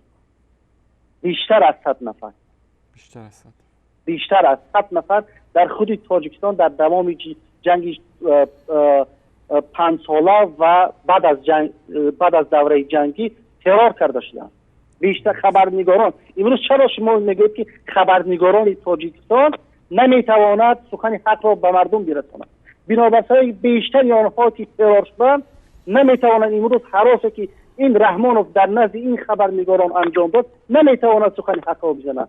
باور کنید من با خبرنگاران وقتی صحبت میکنم زار گریه میکنم. من وقتی که یک دختر تجاوز شده بود، از من یک کمی از موضوع بیرون میروم، یک دختر تجاوز شده بود از جانب پسر امام علی رحمانوف در ماه شریف رمضان سال 2014 تجاوز شده بود. یک دختری پدر نداشت، مادر نداشت، فراش بود. همین دختر در ماه شریف رمضان تجاوز شد. این دختر خود آتش زد. وقتی که من با تمام خبرنگارا زنگ میزدم گفتم خبرنگاران محترم از شما یک احترامونه خواهش میکنم، یک نواری از همون دختر فعلا در بیمارستان است، نواری بگیرید. یکی از اینها جرأت نکردند، گفتن که ما صدها حادثه های این تجاوزها از جانب خانواده رحمان یا از فرزندان رحمان شدند، ولی ما نمیتوانیم وارد اینها شویم. یعنی که بیشتر اینها که امروز پیار کردند، من من آمار دقیق در دست ندارم و من میدانم که بیشتر هستند. من چون در خود همین امریکا من بیشتر از 1000 نفر میدانم، بیشتر از 1000 نفر شخصیت هایی که آبرومندند، شخصیت های دانشمندند، شخصیت های تاثیرگذارند در خود کشور اروپا بیشتر از 1000 نفرند. و در دیگر جاها همین آمارها وجود دارند، در دیگر جاها همین وایها وجود دارند. بیشتری دانشمندها در کشورهای روسیه هستند، در کشورهای قزاقستان، قرقیزستان. من بهترین شخصیت ها را میدونم که امروز رو به فرار آوردن از تاجیکستان. این فرار تا هنوز من نشده است. هر نفر از شخص عادی ترین شما بگیرید تا عالم دانشمندش خواهش این زنجیر غلامی رحمان را کندن از این کشور امکانیت پیدا کردن بیرون میشوند. از این دانشمندها امروز کشورهای ابدقدرت امریکا، اروپا، روسیه، چین استفاده میکنند، ولی مردم تاجیکستان از این نعمتهای خود، از این شخصیتهای خود، از این دانشهای خود استفاده کردن نمیتوانند. به خاطری که سر این همه یک ظالم آمد، سر این همه به خاطر یک ظالم زیر شمشیر خود سرای این عالمان و دانشمندان را قرار داد. هیچ یک امروز جایی، هیچ یک دانشمند، هیچ یک نفری که امروز در تاجیکستان عالم است، با نام عالم است یا دیگر است، نمیتواند در مقابل این مشکلات جامعه تاجیکستان حرف بزند. به خاطر در تجربه اینها کشته شدند، در تجربه اینها را سر بریدند. ما شما شاهد آخرین واقعه دیروز بودیم که رهبر گروه 24 یکی از تاسیسگزار بودند که 3000 جدا از جای کار کردن مردم را، زبان فابریک آوردن در تاجیکستان ساختن و آخرا مالکیتش چی شد؟ غصب شد. خودش هم بنابر سبب مخالفت ها در حکومت بر رژیم امام علی رحمانوف چیکار کردن؟ در ترکیه و قتل رسوندن. این نه بلکه در داخل تاجیکستان، در خارج تاجیکستان امروز این مغزها را فرار میکنند. هم فرار هم ترور از جانب این خانواده، از جانب این اولاد صورت میگیرد. متاسفانه امروز حکومت تاجیکستان پره چی پارلمان، حاکمیت اجراییه، حاکمیت سودی، سه شاخه حاکمیت در تاجیکستان پره از جانب همین خانواده امام علی رحمانوف غصب شده است. یک دستگاه عملگردانی خواهش و آرزوهای امام علی رحمانوف شده اند. هیچ امروز در تاجیکستان قانونیت وجود ندارد. حکومت رحمانوف یک حکومت تروریستی و اکستریمیستی در نظام دموکرات امروز فعالیت میکند. این یک سازمان است، این حکومت نیست. این به خواهش مردم و اراده مردم و صدای مردم روی کار نآمده است. این تنها از خواهش چند عده اهریمن و چند اولاد به وجود آمده است. این حکومت گفتن نمیشود.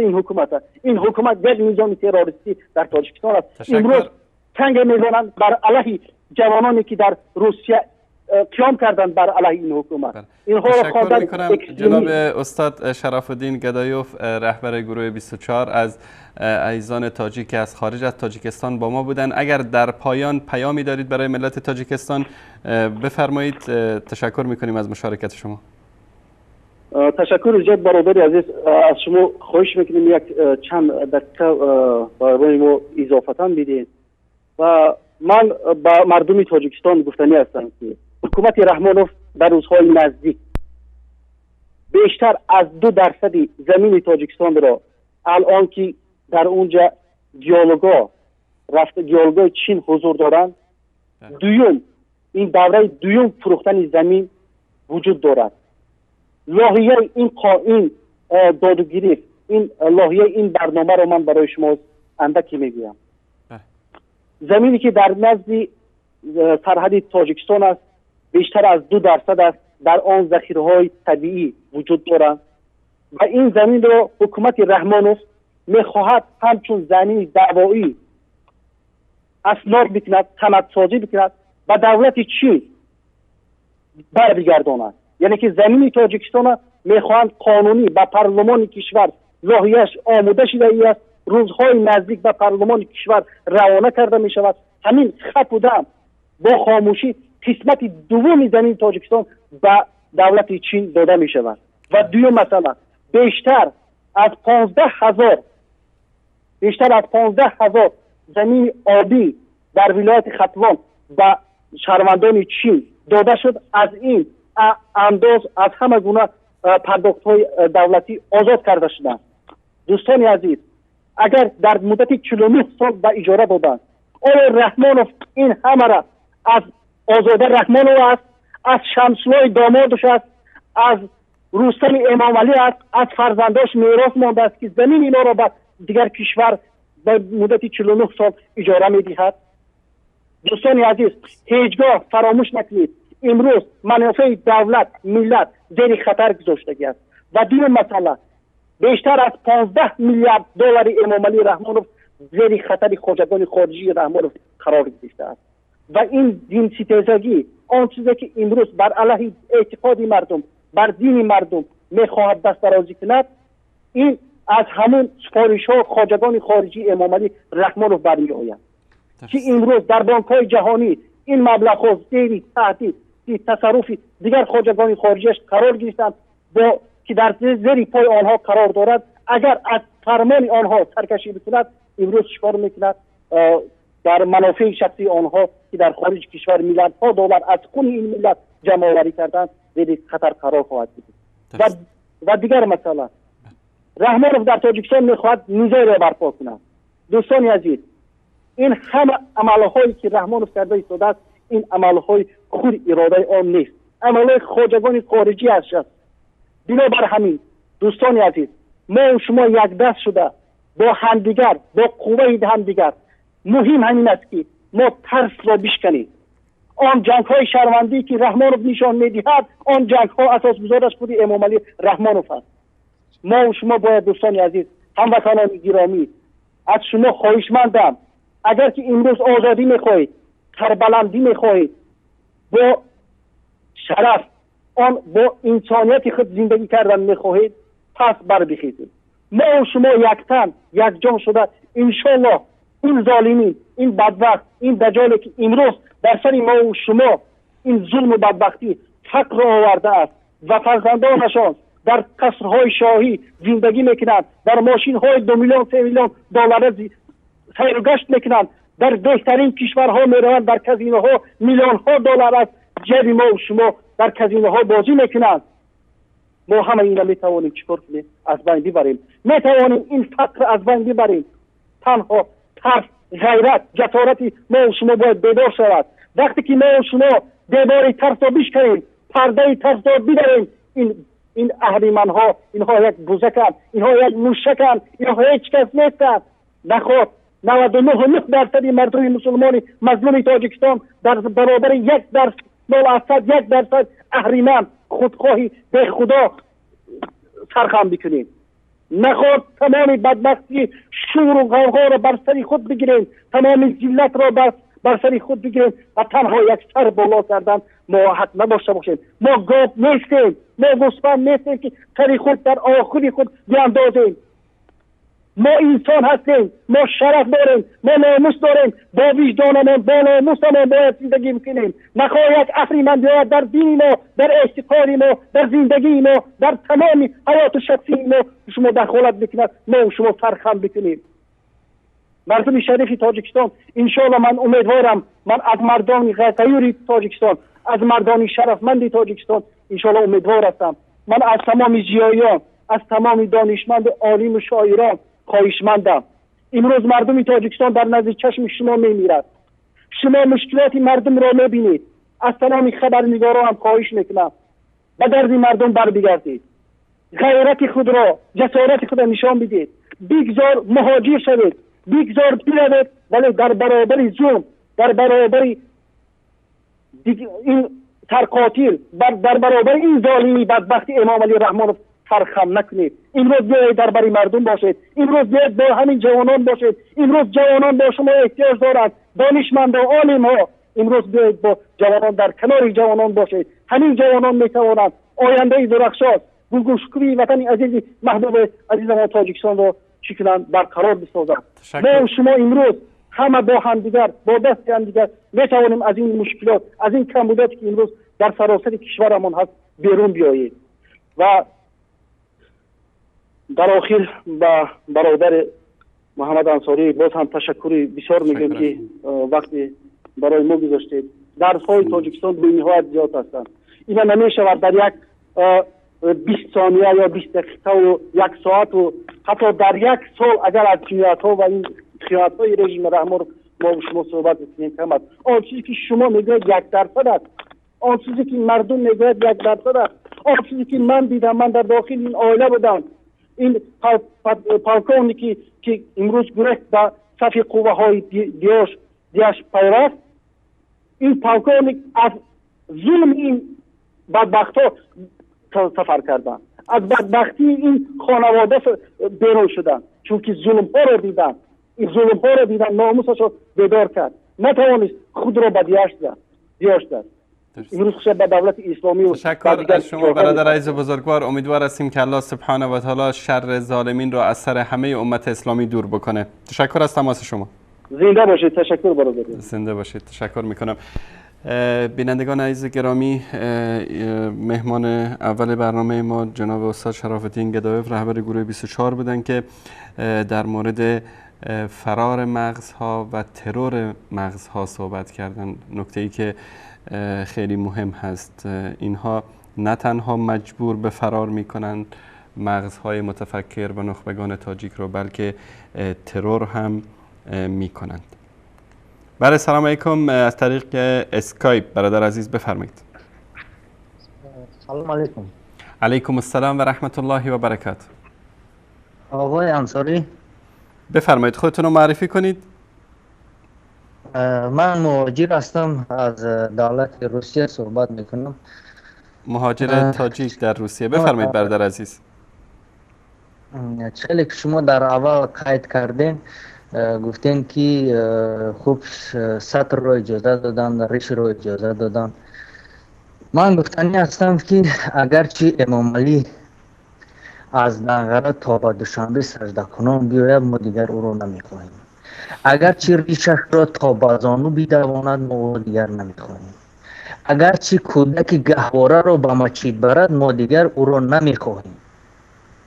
بعد دویمش این است که برای مغزهای تاجیکان گفتین، همه دانشمندان و همه پروفسورهای تاجیکستان را به دیگر مملکت ها یعنی بیرون میکند و اولادای چینیش را با بله صدای شما داره پخش میشه، بفرمایید. اولادای چینیش را آورده به وطن ما، با تاجیک آورده، خوب خود شاهی چینی با او خدمت میکنه. 2 میلیون تاجیک، 2 میلیون مهاجر در شهرهای روسیه به تمام عذاب و رنج و مشقت زندگی کرده ایستادن. یکیش رو سرش رو میبرند، یکیش رو در جنگل میکشند، مرده هایشان رو به وطن برگرداندن نمیتوانند. ما دیگر امام علی رو نمیخواهیم. امام علی استعفا 24 سال شد که خون ما را خورده ایستاده ای. ما دیگر تو را نمیخواهیم. استعفا بس. 24 سال در تو غم مردم را نخوردی، تو غم ملت را نخوردی. اکنون نه بریش اجازه دادن، با سطر اجازه دادن، با مسجد رفتن جوانان تو آباد میکنی. ما دیگر تو را نمیخواهیم. تشکر از شما برادر عزیز. خب در آخر من چنین گفتنی هستم برادر انصاری. اولا که رحمت بر شما که چنین برنامه برای مردم کمبغل آماده کرده این، و دویم با ملت تاجیک گفتنی هستم که وای بر من و وای بر ملت من. برخیزید برادرها، برخیزید که ما همه نیست و نابود میشیم. وطن ما را این ضحاک ها نابود میسازن. سلامت باشید. تشکر از شما. تشکر برادر عزیز. تشکر. خدا نگهدارتون. از تماس های تلفنی احمد جان اگر وصل بکنید. بله سلام علیکم. سلام علیکم، بفرمایید. السلام علیکم و رحمت الله. علیکم السلام و رحمت الله و برکاته. برادر انصاری خیلی در هیجان هستند که امروز با شما با چقدر زحمت ها در تماس شدم. زنده باشید خواهر گرامی، بفرمایید، ما در خدمت شما هستیم، پیام شما رو میشنویم. از شما تشکر میکنم که امروز در غم ما مردم تاجیکستان شریک شده. سلامت باشید. وظیفه ماست خواهر گرامی. چنانه که شاعر میگوید ای دل چی کنم خدا چنین میخواهد، نعمت همه بر دشمن دین میخواهد. فرعون لعین نشسته بر تخت زرین، موسی خدا نان جوین میخواهد. رحمانوف میگوید ناموس ما کجا شد، لباس ملی ما کجا شد. لباس ملی ما از یک مسای پختگین و استعلاء اطلس است که امروز ما میبینیم در مجلس های عالی که پرزیدنت ما صحبت میکند از اطلس کرته از زانو بالا میدوزند که این کرته نه آستین دارد نه وظیفه کرتگی خود را اجرا میکند. مگر این لباس ملی تاجیکی همین است؟ امروز فقط بیچاره مردم معاش ماهانه خود را طول یک ماه انتظار میشوند که اقلاً به خانه خود یک 5 لیتر روغن یا اینکه آرد خرید کنند. متاسفانه به گرفتن معاش میروند. از معاش آنها نیمی معاش آنها گردانده شده است. 150-200 تومان معاش آنها گردانده شده است. نمیدانیم که اصول به کجا می رود. البته به جیب حرامخوران حکومت. رحمانوف از لقمه دهان مردم تاجیک، مردم کمبغل تاجیک گرفته هر روز خانه های بلند آشیانه ساخته به نام فرزندان خودش میگذراند و به نرخ‌های گران میفروشد، در حالی که 50% مردم تاجیکستان بی خانه و اجاره نشین هستند. از سبب صاحب خانه شدن، به خاطر صاحب خانه شدن و مهاجرت رفته در آنجا چه عذاب‌هایی میکشند.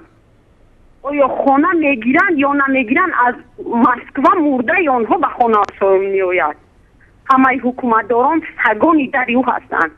در ناحیه ما رئیس ناحیه ما یک زن است که نمیدانم او مسلمان است او کافر است، او را مسلمان گفتن هم گناهکاری دارد. او به زنان سطرپوش میمون خطاب میکند، گویا زنانی که سطر اسلامی میپوشند گویا آنها کفن پوشیدند. او میگوید که یک صحبتی همون زن رئیس ناحیه خودم را گوش کردم، من خودم که زن سطرپوش هستم، گویا زنان سطرپوش میمون باشند. او میگوید که میمون در بر زن سطرپوش ایستد، میمون شرم میکند. آیا میمون سطر میپوشد؟ میمون مثل تو میرزای و میمون مثل تو آریان است. میمون مثل تو بدنش را میمون های دیگر تماشا میکنند. سطر اسلامی میپوشند گویا که یک قبر باشد که آنها کفن پوش هستند، یک قبر تیار باشد که آن زنها را برای در امو قبر تیار بدازیم که آنها خودشان را مثل مرده کفن پیچ کردن. میرزای من به تو خطاب میکنم، سگی صد در دربار رحمانوف، ای زن به تو از فاطمه این گونه خطاب است. ارزنده ترین زینت زن حزب حجاب است. امروز تو به خاطر چند سامانه که از دولت میگیری ناموس زنی خودت را میفروشی. امروز حکومت هست در تاجیکستان، دموکراسی هست، از دموکراسی گپ میزنند. بگذار کدام زن چی لباس میخواهد بپوشد. تو امروز زنهای فاحشه رو تو از فاحشگی من کن.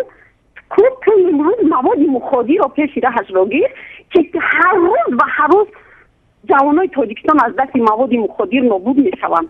حکومتداران از دست یک بیچاره‌ای که نمیخورد نمییابد میرود دست به مواد مخدر به فروختن او میزند. حکومتداران همون مواد مخدر را از دست او میگیرند و با خودشان میفروشند. این گونه میخواهند مواد مخدر را از تاجیکستان نابود کنند. و چی خاطر بر ضد قانون خدا میبرایند؟ آیا اینها مسلمان نیستند؟ آیا اینها نکاح متاسفانه تماس این خواهرمون قطع شد. احمد جان اگر دوباره تماسشون برقرار شد بدون نوبت وصل بکنید. من دوست داشتم که یک جنبندی می‌کردند از صحبت‌های ایشون و از چشم دیدهایی که دارند در تاجیکستان. اینها ملت تاجیکستان هستند. این صدای مظلومیت ملت تاجیکستان هست و می‌بینیم که سفیر ایران در تاجیکستان میگه که در تاجیکستان هیچ مشکلی نیست و وزیر کشور ایران میاد در تاجیکستان میگه که در تاجیکستان هیچ مشکلی نیست و شبکه وصال حق برای تفرقه افکنی در بین ملت تاجیکستان اومده. این صدای مظلومیت ملت تاجیکستان است که شما شنیدید. احمد جان اگر از تماس‌های تلفنی وصل بکنید. بله سلام علیکم. سلام علیکم، بفرمایید برادر عزیز. بله سلام علیکم. سلام علیکم. علیکم السلام و رحمت الله و برکاته. الو.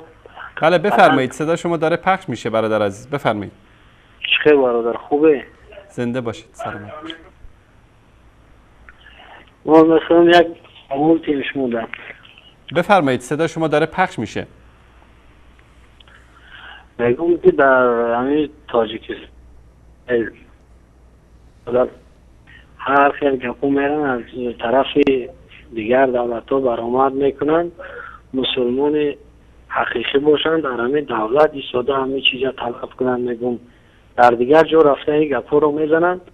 این خیلی مسلمان حقیقی نیست که در دیگر جا رفته جنگ درونده یک کس خطی جنگ کس پس زده چی کرد. شما بیننده گرامی میشه که خودتون رو معرفی بکنید؟ اسمتون؟ من محمد تاجیکستان. محمد از تاجیکستان. بفرمایید آقا محمد، مختصر پیامتون رو بگید. بفرمایید. لبه؟ نه. الو. بله بفرمایید محمد جان، شما حرفتون رو بگید که حرف شما و پیام شما چی است، خیلی مختصر، بدون اینکه مسئله رو شخصی بکنید و یعنی به طور مثلا شخصی صحبت بکنید. من میخوام که فهمونم پیام خودم که چیز از تاجیکستان میگم همه خیلی گپایی که برای سطر برای دیگر چیزا وای دارن میتوانن که از دیگر جایها دولت ها رفته تلفن میکنن این خیلی میکنن. یک امام علی را میگم این خیلی و یا میگم اکن همون آدمایی که میتونن بیان در همه تاجیکستان نه گریزن دیگر دولت ها نرفته فقط دست به دعا برداشته از خدای خود طلب کنن که ما همه خیلی خداوند هدایت کنند و یا جنوب دوله دیگر کسی که میگم از خدا طلب کنن که چی کنن. از محمد جان برادر عزیز، یعنی کسی که از وطن خودش هجرت میکنه کار اشتباهی میکنه، باید همونجا بمونه؟ باید در وطن خود مونده افخد یگانه از خدا طلب کنه دیگر. خب این سنت رسول الله صلی الله علیه و سلم از پیامبر بزرگوار ما از مکه از وطن خودشون هجرت کردن به مدینه منوره به خاطر آزاد کردن مکه از شر ظالمان و مستبدان کافر قریش. طوری گفتند اشخره. اگر این برادران که میتونن که اینا در تاجیکستان یکی بودن، خیلی همین نو همین تلویزیون و همین اینترنت ها را تماشا کرده، خودشون گران کرده، دیگه دولت ها رفته همین کارهای احمقانه که میکنن، برآمدهایی که این برادران میکنن، این فقط از خدا طلب کردن در کار که خداوند هدایت کنه. تشکر از شما. خدا کرده برای راست و برای گنده.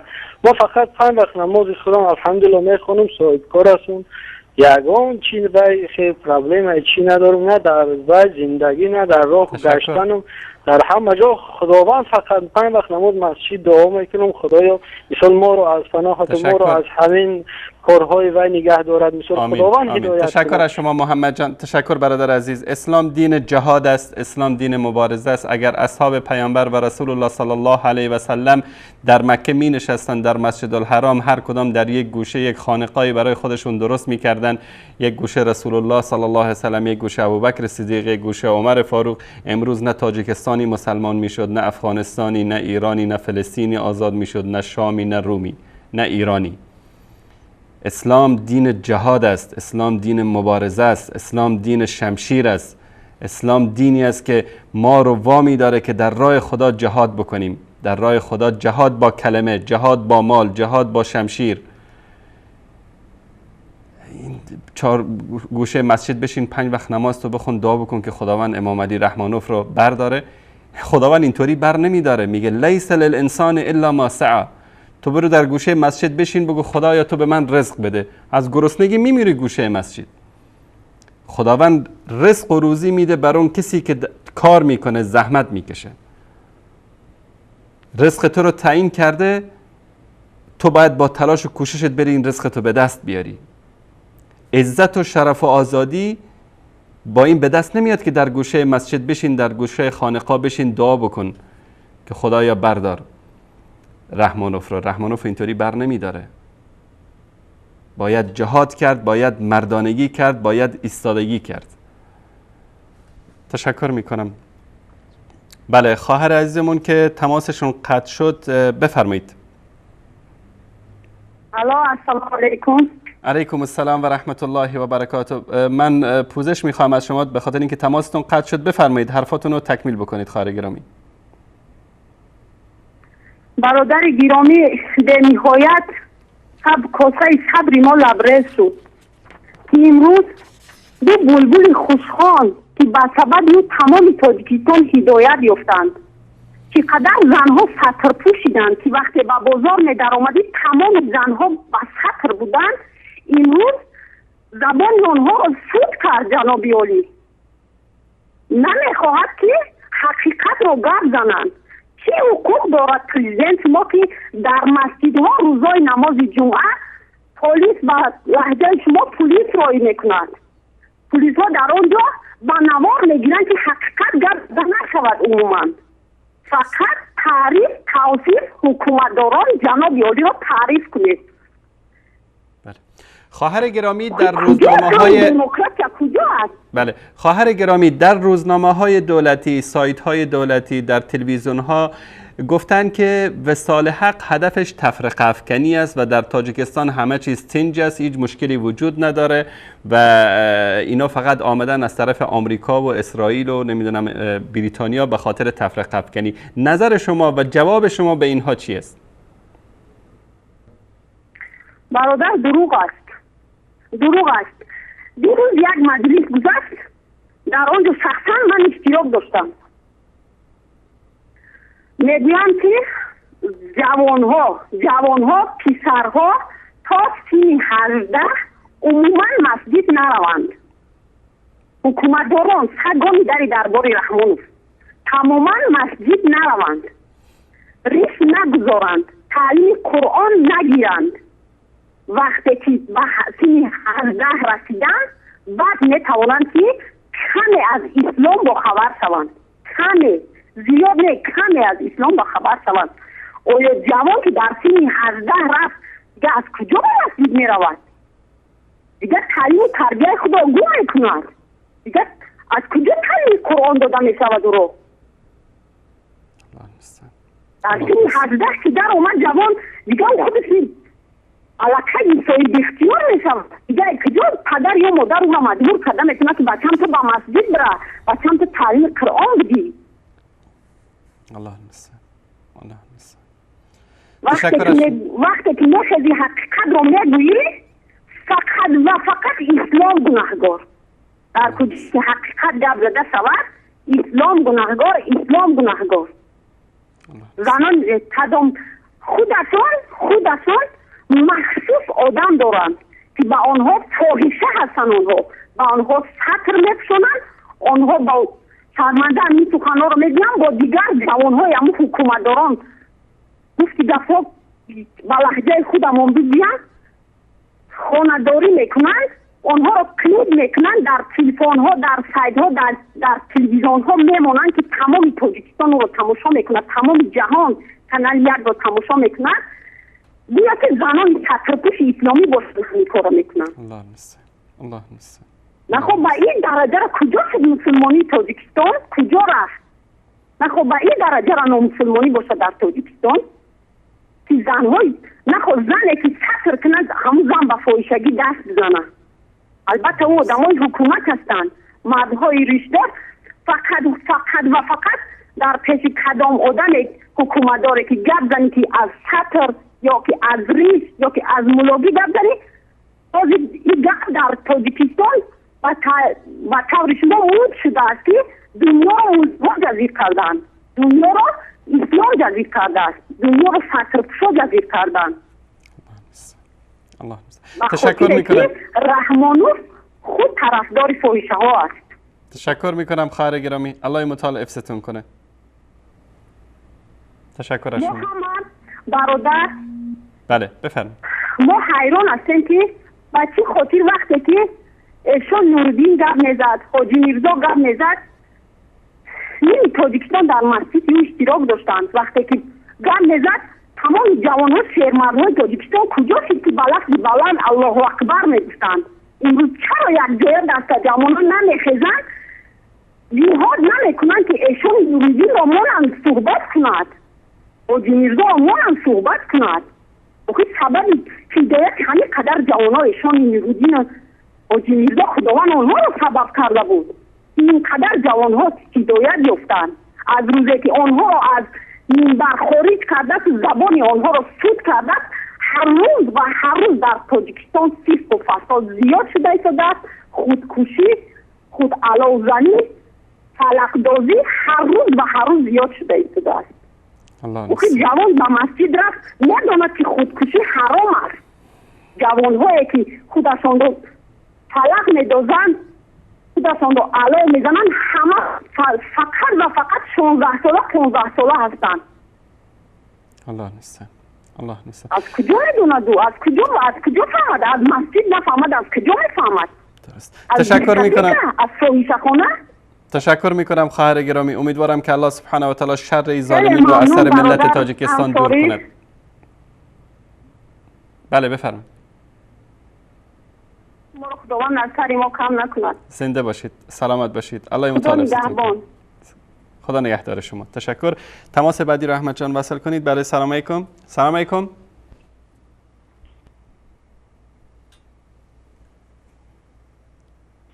بله سلام علیکم بفرمایید. علیکم السلام.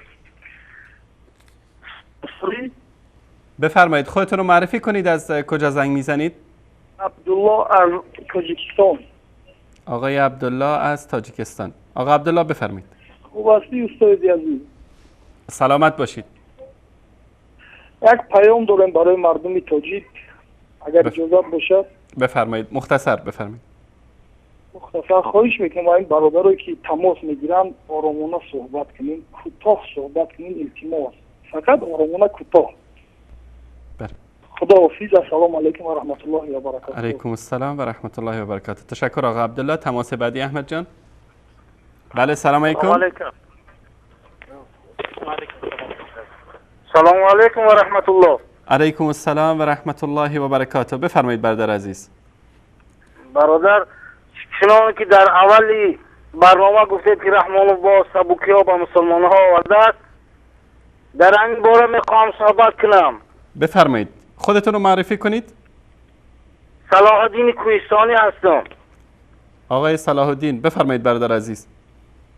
برادر، یه حیله سیاسی و یه حیله شیطانی اوست که او شیطان زاده است. این حیله ها را چندین بار میکرد بر مردم مسلمان.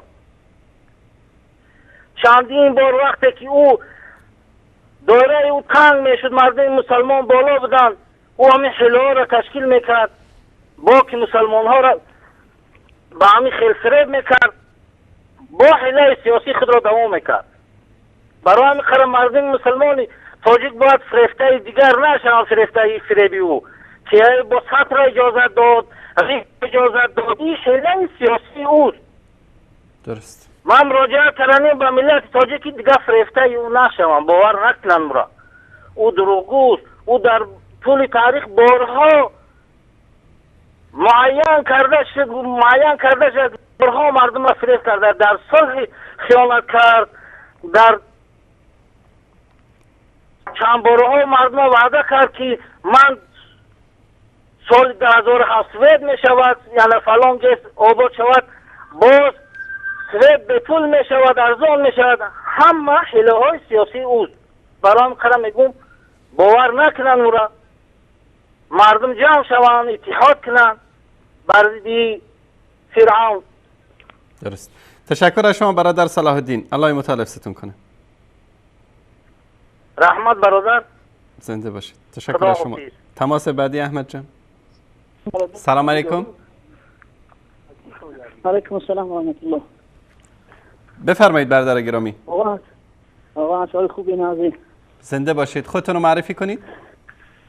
ما از تاجیکستان هستیم. از تاجیکستان. بفرمایید.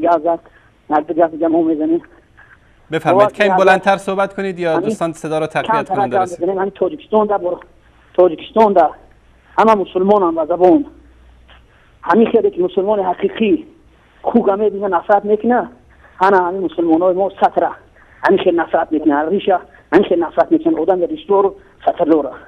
بعد ما چخیر همین خیلی انسان ها رو ما مسلمان بگیریم. نخواد که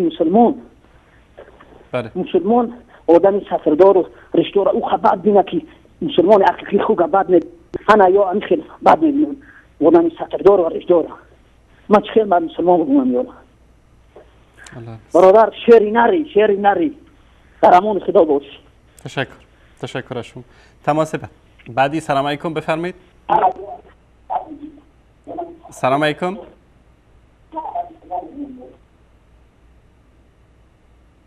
تماس بعدی. سلام علیکم بفرمایید.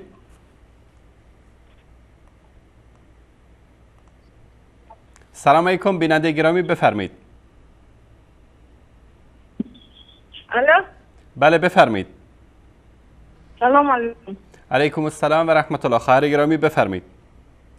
آقای انصاری سلامت باشه. ما میخواهیم که درباره روزه از شما فهمیم. بفرمایید. درباره رمضان شما یک بیانات میدادید. در مورد رمضان فردا نه پس فردا انشالله برنامه ویژه‌ای در امین ساعت خواهیم داشت به عنوان استقبال رمضان. انشالله در اون برنامه مفصل صحبت میکنیم خواهر گرامی. تشکر از تماستون. سلامت باشید. زنده باشید. تشکر از شما. تماس بعدی. بعد سلام علیکم. سلام علیکم. علیکم السلام و رحمت الله. برادر گرامی صدای تلویزیون رو ببندید. آقا با شما سلام علیکم. علیکم السلام و رحمت الله. تمام مردم مسلمان جمهوری تاجیکستان سلامت باشید. برادر درباره جهاد کم تر معلومات میداده. باشه چشم در این مورد صحبت میکنم. تشکر از شما. تماس بعدی. سلام علیکم.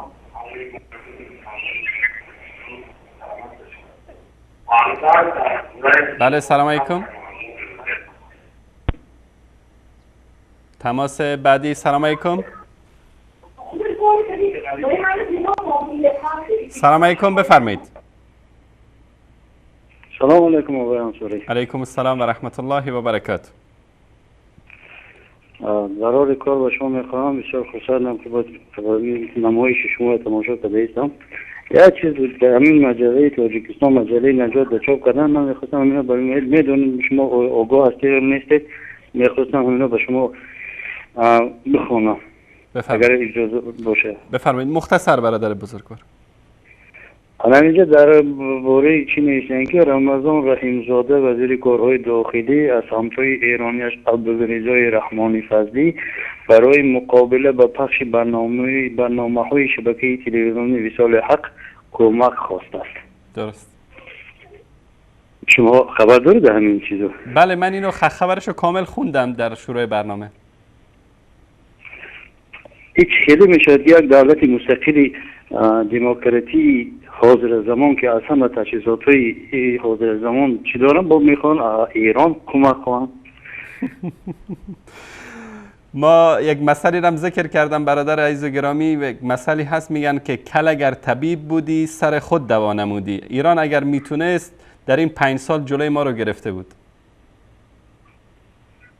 برای کار به شما میخوام آقای انصاری. زنده باشید. سلامت باشید. تشکر از شما. تشکر از شما. مهمان بعدی برنامه، سلام علیکم، بفرمایید. برادر عبدالرشید حامدوف، سلام الله علیکم. سلام علیکم و رحمت الله و برکاته. استاد انصاری، اولا ماه شریف رمضان آمدن شه برای شما و برای تمام کارمندان شما و برای تمام تماشابینان مبارکباد میگویم. سلامت باشین. برای شما مبارک باشه. منان خواهان این هستیم که پروردگار ملت عزیز تاجیک ما را خوشبختی و آزادی و صلح و ثبات نصیب و روزی بگرداند. خب قبل از همه اینا گفتنی هستم استاد عزیز که بهترین نعمت برای ملت عزیز مسلمان های تاجیکستان این بود که استاد شهید رحمت الله علیه عمر علی خدمت کردن و هجرت کردن و آمدن تا اینکه ملت عزیز تاجیک ما را برای دینشان، برای ملتشان، برای وجدانشان و برای ناموسهایشان دفاع کردن برخیزاندن.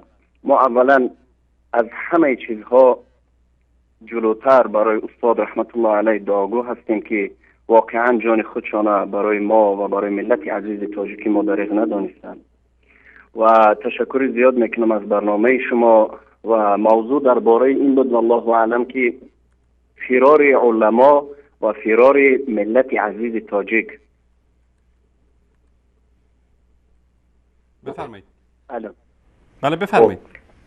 در موضوع علما این است استاد عزیز که واقعا هر چیزی که ما میگوییم اگر لغو باشد، اگر خطا و اشتباه باشد، الله رب العزت داناتر است که الله کذاب را هیچگاه نمیبخشد.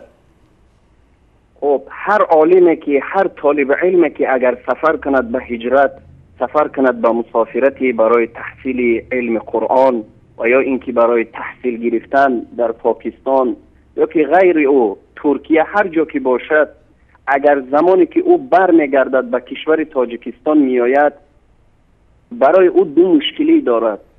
مشکلی اولش این است که استاد عزیز یا اینکه باید با پول و با پیسه این فرعون ها و این قارون های حکومتی دیکتاتوری خودکامه تاجیکستان از پول خود سیر کند و یا اینکه هجرت کند به یک جایی که اصلا صورت او در کشور تاجیکستان نتابد.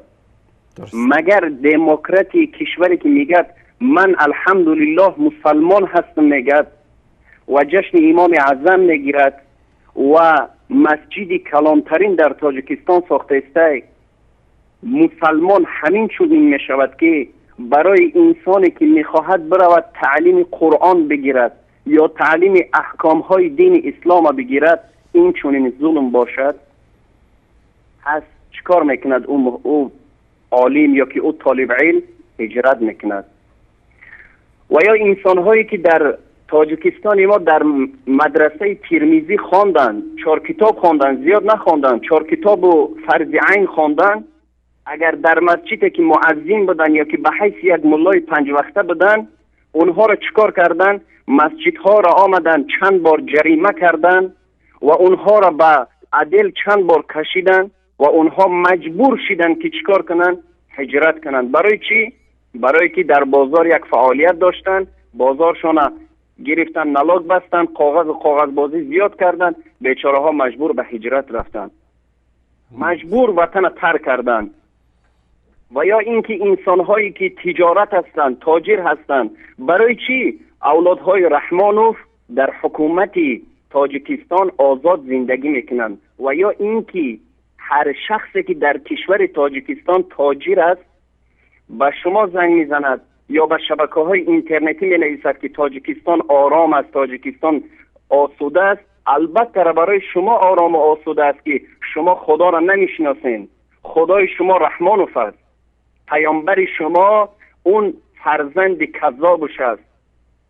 و واقعا اگر علمایی که امروز در حکومت تاجیکستان در منبر پاک پیامبر اکرم صلی الله علیه و سلم نشستند، خودشان به حیث وارثان پیامبر میدانند، اگر قدر خون اهل شهدا را یا که اون علمی که طالب علما رفتن با زحمت گرفتن، فرقی ندارد که او علم اسلامی گرفت و یا اینکه علم دنیوی گرفت، چی در کشور ایران بود، پاکستان بود، چی در کشور ترکیه بود، در هر کجا که بود، در مصر بود یا که در امریکا و روسیه علم دنیوی گرفت، اگر واقعا شما وارثای پیامبر هستین، پس بیاین از اون منبرهاتان پایین، بیاین در پیش اینها علم و طلب و اخلاق بگیرید و برای اینها خدمت بکنید. واقعا 23 سال است که استاد 23 سال قدم بر 24 سال هست که در حکومت خودکامه ما، یعنی که با رهبری این فرعون لعین لعنت الله علیه و با امروزه فرعونی که جانشینش سید مکرم شده است، اسم سعیدی را حرام کرده است این کثیف، با رهبری اینها در اسلام، در ملت، در دانشجو و در آن عالم هایی که چه علم دنیوی دارند و چه علم اخروی دارند، واقعا ظلم و ستم است. و بعد چیکار میکنن؟ بیچاره ها هجرت میکنن. یک موضوع کوتاه براتون بگم استاد عزیز که سال 2014 بود یا 2013 بود، والله قسم آنهایی که شما در اینجا زنگ میزنین یا که در رسانه های اینترنتی و روزنامه ها میگید که تاجیکستان مسجدهاش باز است، والله قسم خودم شخصا بنده رفته در مسجدی را که من نماز پیشین خوانده بودم، 14 نفر در محله سینا چیکار کردن؟ پروتکل کردن که شما چرا اینجا آمدین نماز خواندین؟ چون که این مسجد با اجازت عبیدالله نیسته، مسجد حجت نداره. مگر ای کافرها، ای منافقها، مگر مسجد باید که با اجازت رحمان فی الرذیل یا که سید مکرم کثیف یک امام تعیین کرده شود، یا اینکه با اجازت نامه محمد سید عبیدالله باید جوانها مسجد بروند؟ برادر عزیز استاد عبدالرشید، اگر لطف کنید در انتخاب کلمات کمی دقت بفرمایید، خواهش میکنم از شما. معذرت میخوام. باید که این ملت عزیز باید از این فرعون ها استاد عزیز چیکار کنن؟ اجازت بگیرن. و در موضوع علمایی که اگر واقعا بخواهند که در دین خدمت کنن، برای اونها جان نیست. در حکومت امروزه تاجیکستان اگر هر نفری که بخواهد که بالای منبر پیامبر ببراید و یا اینکه بالای منبر همون فرعونای خودشان ببراید یا که در یک منصب و کرسی باشد، باید چیکار کند استاد؟ باید که پول بدهد، پاره بدهد، بعد مقام به خود چیکار کند؟ کسب هنر بکند.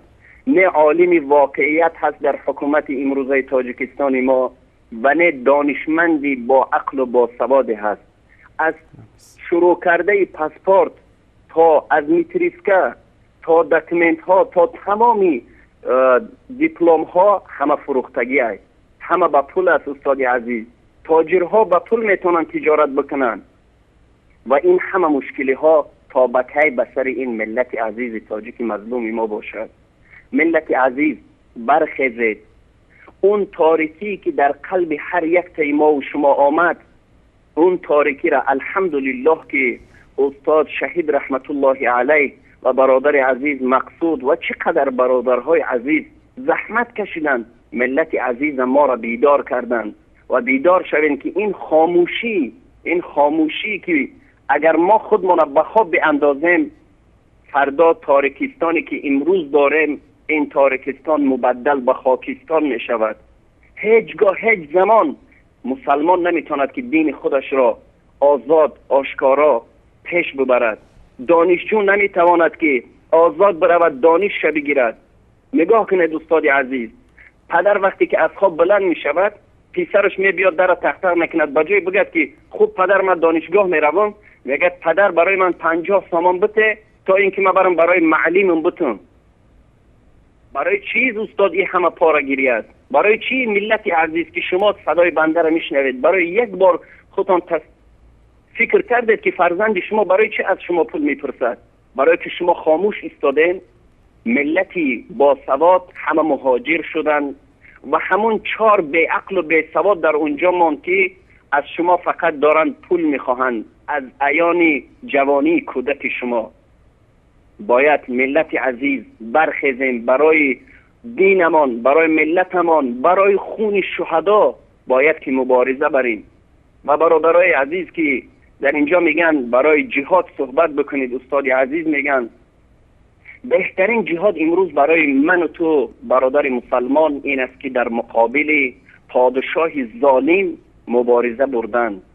اصلاحات علمایی که به پاره نشستن، صاحب علم نیستن، صاحب پول و پیسه هستند، بر ضد اونها مبارزه بردن به خاطر دین پیامبر اکرم، اون دینی که محمد برای من و تو زحمت کشید، برای من و تو شهید کردن دانش را، برای اون قدر صحابه ها، برای این قدر واقعا مبارزینی که امروز در زندان های روسیه و در دیگر کشورها هستند. برادرای عزیز بیدار شویم. مهاجرت علمایی که اینقدر مهاجرتی برای ملت عزیز تاجیک ما هست این بس است. بیاید دستی جمع باشیم و با هم مبارزه ببریم تا اینکه این فرعون ها و این دجال ها را از حکومت تاجیکستان زیبایمان چکار کنیم، برکنار کنیم و برای دین و ملت خدمتگزار باشیم. خوب استاد عزیز، انشاءالله امیدوار هستم که در برنامه های آینده شما چند تا دلیل ها از کارمندان حکومتی و یا اینکه خب در موضوع مسجد ها را چگونه بستن انشاءالله که صحبت خواهم کرد. اگر سوالی دارید انشاءالله سوال کنید، در هر موضوعی که باشد انشاءالله صحبت میکنیم. سلامت باشید، الله متعال شما را حفظ بکنه، جزاکم الله خیر. انشاءالله در فرصت های بعدی از وجود شما در برنامه استفاده خواهیم کرد. تشکر از شما. انشاءالله جزاک الله خیر. استاد عزیز در آخر برای ملت عزیز تاجیک اینا گفتنی هستم که به خاطر روح شهدا، برای عالم ها و برای قاری ها که واقعا من از اون ملتی که در داخل هستن از اونها طلب ندارم، چون که اونها همه در ظلم رفتن، همه در راهی رفتن که البته ملت عزیز ما بیناموس نیست ولی بیناموسی را به خود کسب کردن. برای اونها و برای تمام علما میگویم که برای واقعا اهل شهدا بودن دعاگو باشن و برای مردم عزیزی که امروز در زندان ها هستن دعاگو باشن و برای ملت، برای دین، برای وطن بلند شوند تا اینکه خاموشی اونها خجالتی هست به سر فرزندان اونها. اگر بخشش استاد عزیز، اگر امروز خودی همین جوانها در کشور روسیه اگر چرکه شده باشند، والله قسم اگر خاموش بیستند بعد از نسل آیندش که می آید اصلا به یک تک برابر نمی شود فرزندانشان. برخیزین ملت عزیز، برخیزین تا اینکه دستی جمع باشیم، قدر خون شهدا را بدانیم و قدر دین پاک اسلام را بدانیم. جزاک الله خیر. الله مهربان برای همه این برنامه را که تهیه میکنن الله رب العزت عمر دراز و با برکت نصیب بگرداند و برای حکومت ما که میگد از شما که عذر و مزرعت بخواهید، واقعا استاد این شرمندگری است. من از تن اون دجال ها از شما عذر و بخشش میخواهم که واقعا شما خدمت میکنید برای ملت عزیز تاجیکی ما و اونها یعنی دجال ها کوشش میکنن که از شما عذر بپرسین از اونها. واقعا این شرمندگری است. الله رب العزت برای شما جزای خیر نصیب بگرداند. سلامت باشید. علیکم و رحمت الله. علیکم السلام و رحمت الله و برکاته. استاد عبدالرشید حامدوف با ما همراه بودن از فعالان مدنی تاجیکستان. احمد جان اگر تماس بعدی رو وصل بکنید از طریق تلفن. بله سلام علیکم، بفرمایید. سلام علیکم بیننده گرامی، لطفاً صدای تلویزیون رو ببندید و با گوشی تلفن صحبت کنید.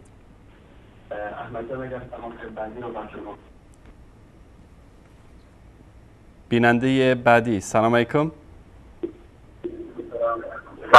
سلام علیکم و رحمت الله و برکاته. علیکم السلام و رحمت الله و برکاته. استاد محمد انصاری خوب هستین؟ سلامتیتون خوب است؟ سلامت باشید، زنده باشید. بفرمایید برادر گرامی، از فرصت استفاده کنید، صحبت های شما رو میشنویم. سلامت باشید استاد. من عبدالله هستم از تاجیکستان. بفرمایید عبدالله جان. استاد جان، من این را گفتنی بودم که انشاءالله با تمام مردم تاجیکستان و تمام علمای تاجیکستان میخوام این سوره و العصر را ترجمه کنم اگر اجازه باشد. باشه انشاءالله. تشکر از شما. خداوند در سوره و العصر میفرماید و العصر ان الانسان لفی خسر الا الذين آمنوا وعملوا الصالحات وتواصوا بالحق وتواصوا بالصبر.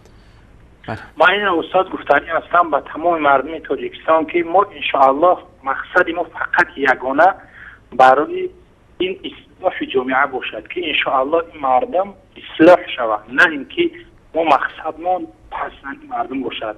من این را گفتنی هستم که استاد خداوند در سوره والعصر میگه هم به عصرها و زمانهای گذشته میخواد الا الذین آمنوا و عملوا، میگه تمام اونها در خسران ضلالت یعنی مگر کسانی که ایمان آوردند و عمل صالحات و عمل صالح کردند و تواصوا بالحق و تواصوا بالصبر و حق را گفتند و صبر کردند. ولی متاسفانه امروز علمای تاجیکستان اقلیه هستند، ولی ما امروز علمای ما در جامعه میخوام اون چی رو صحبت کنن که زمانه نیاز داره استاد، نیاز هم چیزا داره.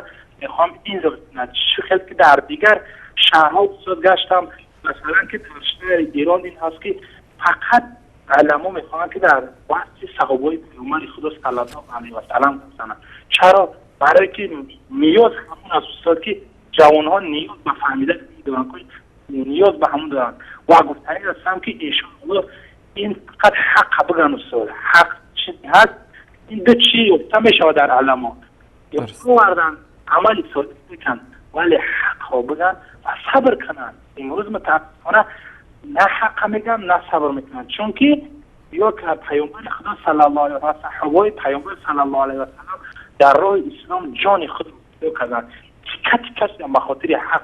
انشاءالله که امروز علمای ما هم حق بگن در مسجد، در همه چیزایی که نیازمنده، چیزایی که برای ما مقصد در کاری جوان ها رو فهمونن مردم، همه چیزا رو استاد این را گفتنی هستم که در حقیقت بیان کنن، بگن که امروز مقصد اینا اصلاح جامعه باشه، نه اینکه یکیش تلفن میکنه که اصلاح بشه، نه مقصد اینا فقط جامعه اصلاح کردن.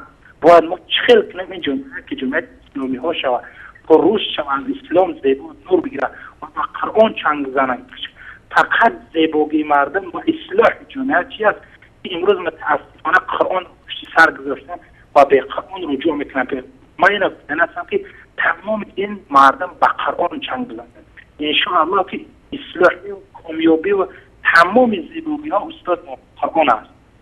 درست. و استاد واقعا این چیزایی میگم از ته دل است، من الله قسم از الله استاد دوست ندارم. بفرمایید. زنده باشید. الله متعال است. فقط استاد این را گفتن که فقط ما همین رای زیبای شما را، فقط این برنامه‌های شما را شب روز نگاه میکنم. استاد بعضی از بدبختای کسیفو که میگن که این آدم امریکا است، آدم این است، آدم او است، آدم باید یک کم تا انسان عقل داشته باشه، نه عقل، شعور، ادب، اخلاق. ما نگاه میکنم الحمدلله خدا ما را عقل داده. چی؟ همین نگاه گفتار شما چیزی در قرآن است، اگر ای همون بیرون باشه ما شما را قبول نمیکنیم استاد. متاسفانه شما چیزی که امروز نگاه میکنیم چیزی فقط ظلم. خداوند ان الله لا یظلم الناس شیئا ولکن الناس انفسهم یظلمون. نگاه چی چیزی که مردم از ظلم میکن همون را حق به مردم میگن. شما یگان چیز زیاد کم از تشخ تو جلوی خدا تش نکنید به مردم که ما بگیم که و امروز مردم وصفه نیست که بگن که این آدم امریکایی و آدم این است. امروز مردم الحمدلله ادب دارن، اخلاق دارن میبینن این چیه اهل حق را که چیه مقصدشون، نه اینکه 4 کانال متاسفانه امروز فقط برای بدبخت تعریف توصیف یک بار تعریف توصیف الله نمیکنن. متاسفانه استاد من این گفتنی هستم که مردم امروز میفهمن، ادب دارن، اخلاق دارن، فهمیش دارن، درک دارن، عقل دارن. امروز استاد این گفتنی هستم که مردم و تمام هستش میفهمن که حق باطل که اشکاله که حق در کجا باطل در کجا. امروز من این گفتنی هستم که مردم بفهمن که الحمدلله که این کانال داره بسیار حق برای ما خدمت از برای الله میکنه. چون که در حدیث پیامبر صلی الله علیه و سلم است که شما حتی اگر قوت خدمت با چی نداره، شما حداقل با دل او را دوست بدارین. این خلال خدمتی که با ما این کانال کدیسه، این خلال خدمت ها که ما باید قدر این خدمت ها این را قدرش چه حد ما اگر بعد است که فایده نمیداریم خدمت کنیم این را باید ما با دل دوست بداریم. نه اینکه این را بگیم این کانال این کارکرد امریکایی، این کارکرد این ما بسیاری آدم ها را داریم که میگه آدم امریکایی، آدم این انشاءالله استاد یگان مایده ما چی نداره. انشاءالله حق بر حق میمونست و قل جاء الحق و زهق الباطل. انشاءالله حق یوم خیلی که این بدبختی رافضی ها انشاءالله به امر خداوند روز به روز داره در اسلام استاد. چون که پیامبر خدا صلی الله علیه و سلم میگه که اگر یک کس بعد از ما هدایت بگه چند قدر ثواب و اجر داره. انشاءالله ما میبینیم استاد که روزانه صد نفرات 100 نفر بعد انشاءالله فضل الله از گفت شما ولی سبب میشه که انشاءالله هدایت چیزا رو به اسلام رو به قرآن و این اسلام زیبا و عرفت انشاءالله استاد این همه اجرش در نزد الله معین است. سلامت باشید. که وقتش سلامت باشید. ولی مستنی هستم که خداوند شما را در قیامت و آخرت در دنیا و آخرت اجر پایان بدهد و اصول از درگاه خداوند ذوالجلال خواهیم که خداوند شما را و من و شما را در جنت الفردوس با هم نصیب. آمین آمین. سلامت باشید برادر عزیز. زنده باشید. تشکر از شما. زنده باشید. سلام. ما وقتی که این برنامه رو شروع کردیم، برنامه تاجیکستان رو، اومدن به ما گفتن که ایران بس نبود براتون دشمنی آخوندا، خامنه‌ای، این همه سپاه و بسیج و این همه رافضیایی که در اونجا هستن با شما دشمنن. حالا میخواید برای خودتون یک دشمن جدید بیارید، امام علی رحمانوف و حکومت تاجیکستان. هر مسلمان مظلومی که در هر گوشه دنیا هست ما از او دفاع میکنیم. فلسطینی است، تاجیکی است، ایرانی است، افغانی است، عراقی است، سوری است، در هر گوشه دنیا که باشه و در این راه از هیچ کی هم نمیترسیم. برادر عزیزمون در صحبتاشون به نکته جالبی اشاره کردن که در مورد جهاد رسول الله صلی الله علیه و سلم در حدیثی که این حدیث رو ثوبان رضی الله تعالی عنه روایت میکنن که رسول الله صلی الله علیه و سلم فرمودن که یوشک الامم ان تداعى علیکم کما تداعى الاکلة الى قصعتها. یعنی نزدیک است که این امتها بر شما بریزن مانند حیوانات شکاری که به روی شکار خودشون افتادن و هر کس داره یک تیکه رو میکشه. امروز حال امت اسلامی رو رسول الله صلی الله علیه و سلم 1400 سال قبل چه زیبا تشبیه کردن. امروز یک تیکه امت اسلامی رو در فلسطین اسرائیلیا دارن میکشن.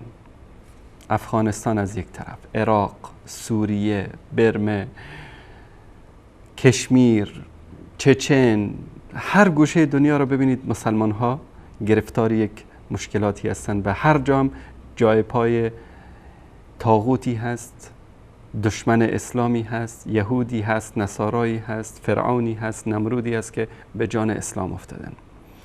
وقتی که رسول الله صلی الله علیه و سلم اینو فرمودن، یکی از صحابه عرض کرد که یا رسول الله و من قلت نحن یومئذ، ای رسول الله اون روز حتما ما کم هستیم. یعنی صحابه فکر کرده بودن که اون روزها در مدینه 313 نفر مجاهد بود که در جنگ بدر رفته بودند. صحابه هر کدومشون برادری برای من ایمیل فرستاد از تاجیکستان که شما در یکی از برنامه گفتید که 3000 نفر به سرکردگی خالد ابن ولید بر لشکر 100,000 نفری روم پیروز شدن. بله برادر، پیروز شدن، چون 3000 نفر مرد بودن.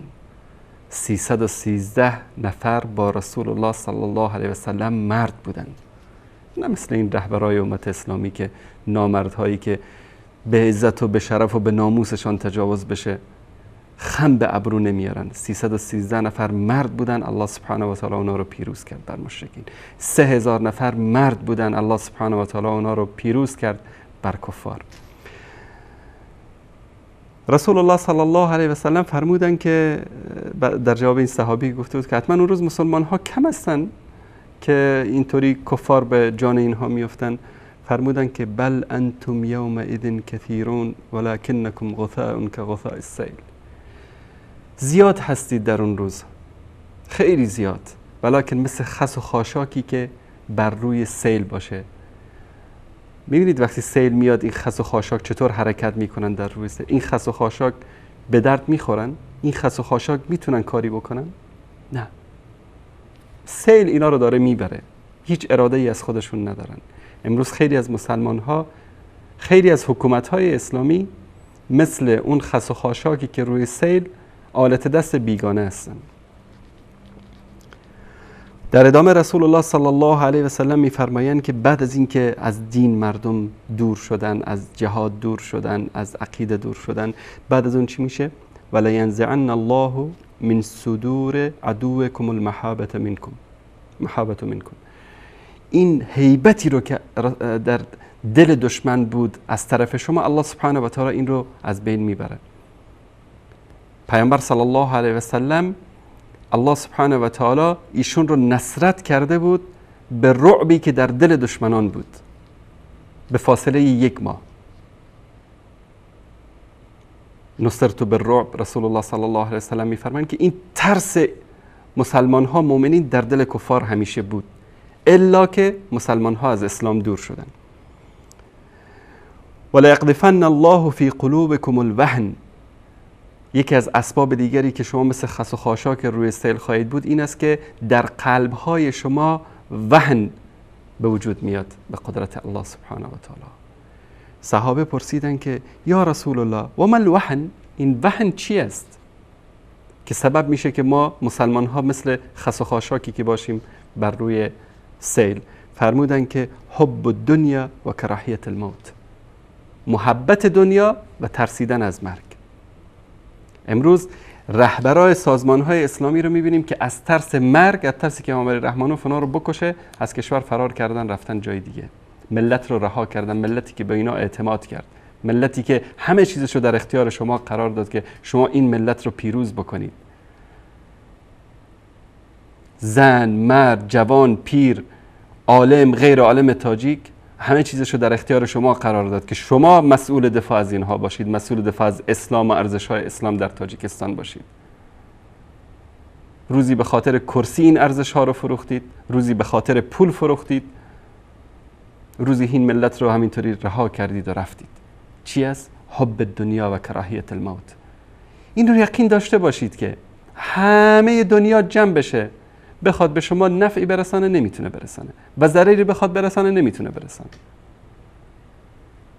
ببینید که چه زیبا رسول الله صلی الله علیه و سلم اسباب ذلت و بدبختی ما رو در این زمانه بیان کردن، قبل از ما به 1400 و چند سال قبل. تماس بعدی رو احمد جان اگر که وصل بکنید. بله سلام علیکم، بفرمایید. السلام علیکم و رحمت الله و برکاته. علیکم السلام و رحمت الله و برکاته. شما آخرین تماس این برنامه هستید برادر عزیز، خیلی مختصر بفرمایید. آقای انصاری سلام علیکم و رحمت الله و برکاته. علیکم السلام و رحمت الله و برکاته. چگونه ای که در فیسبوک شما نوشتم که در جای خطبه های جمعه‌ای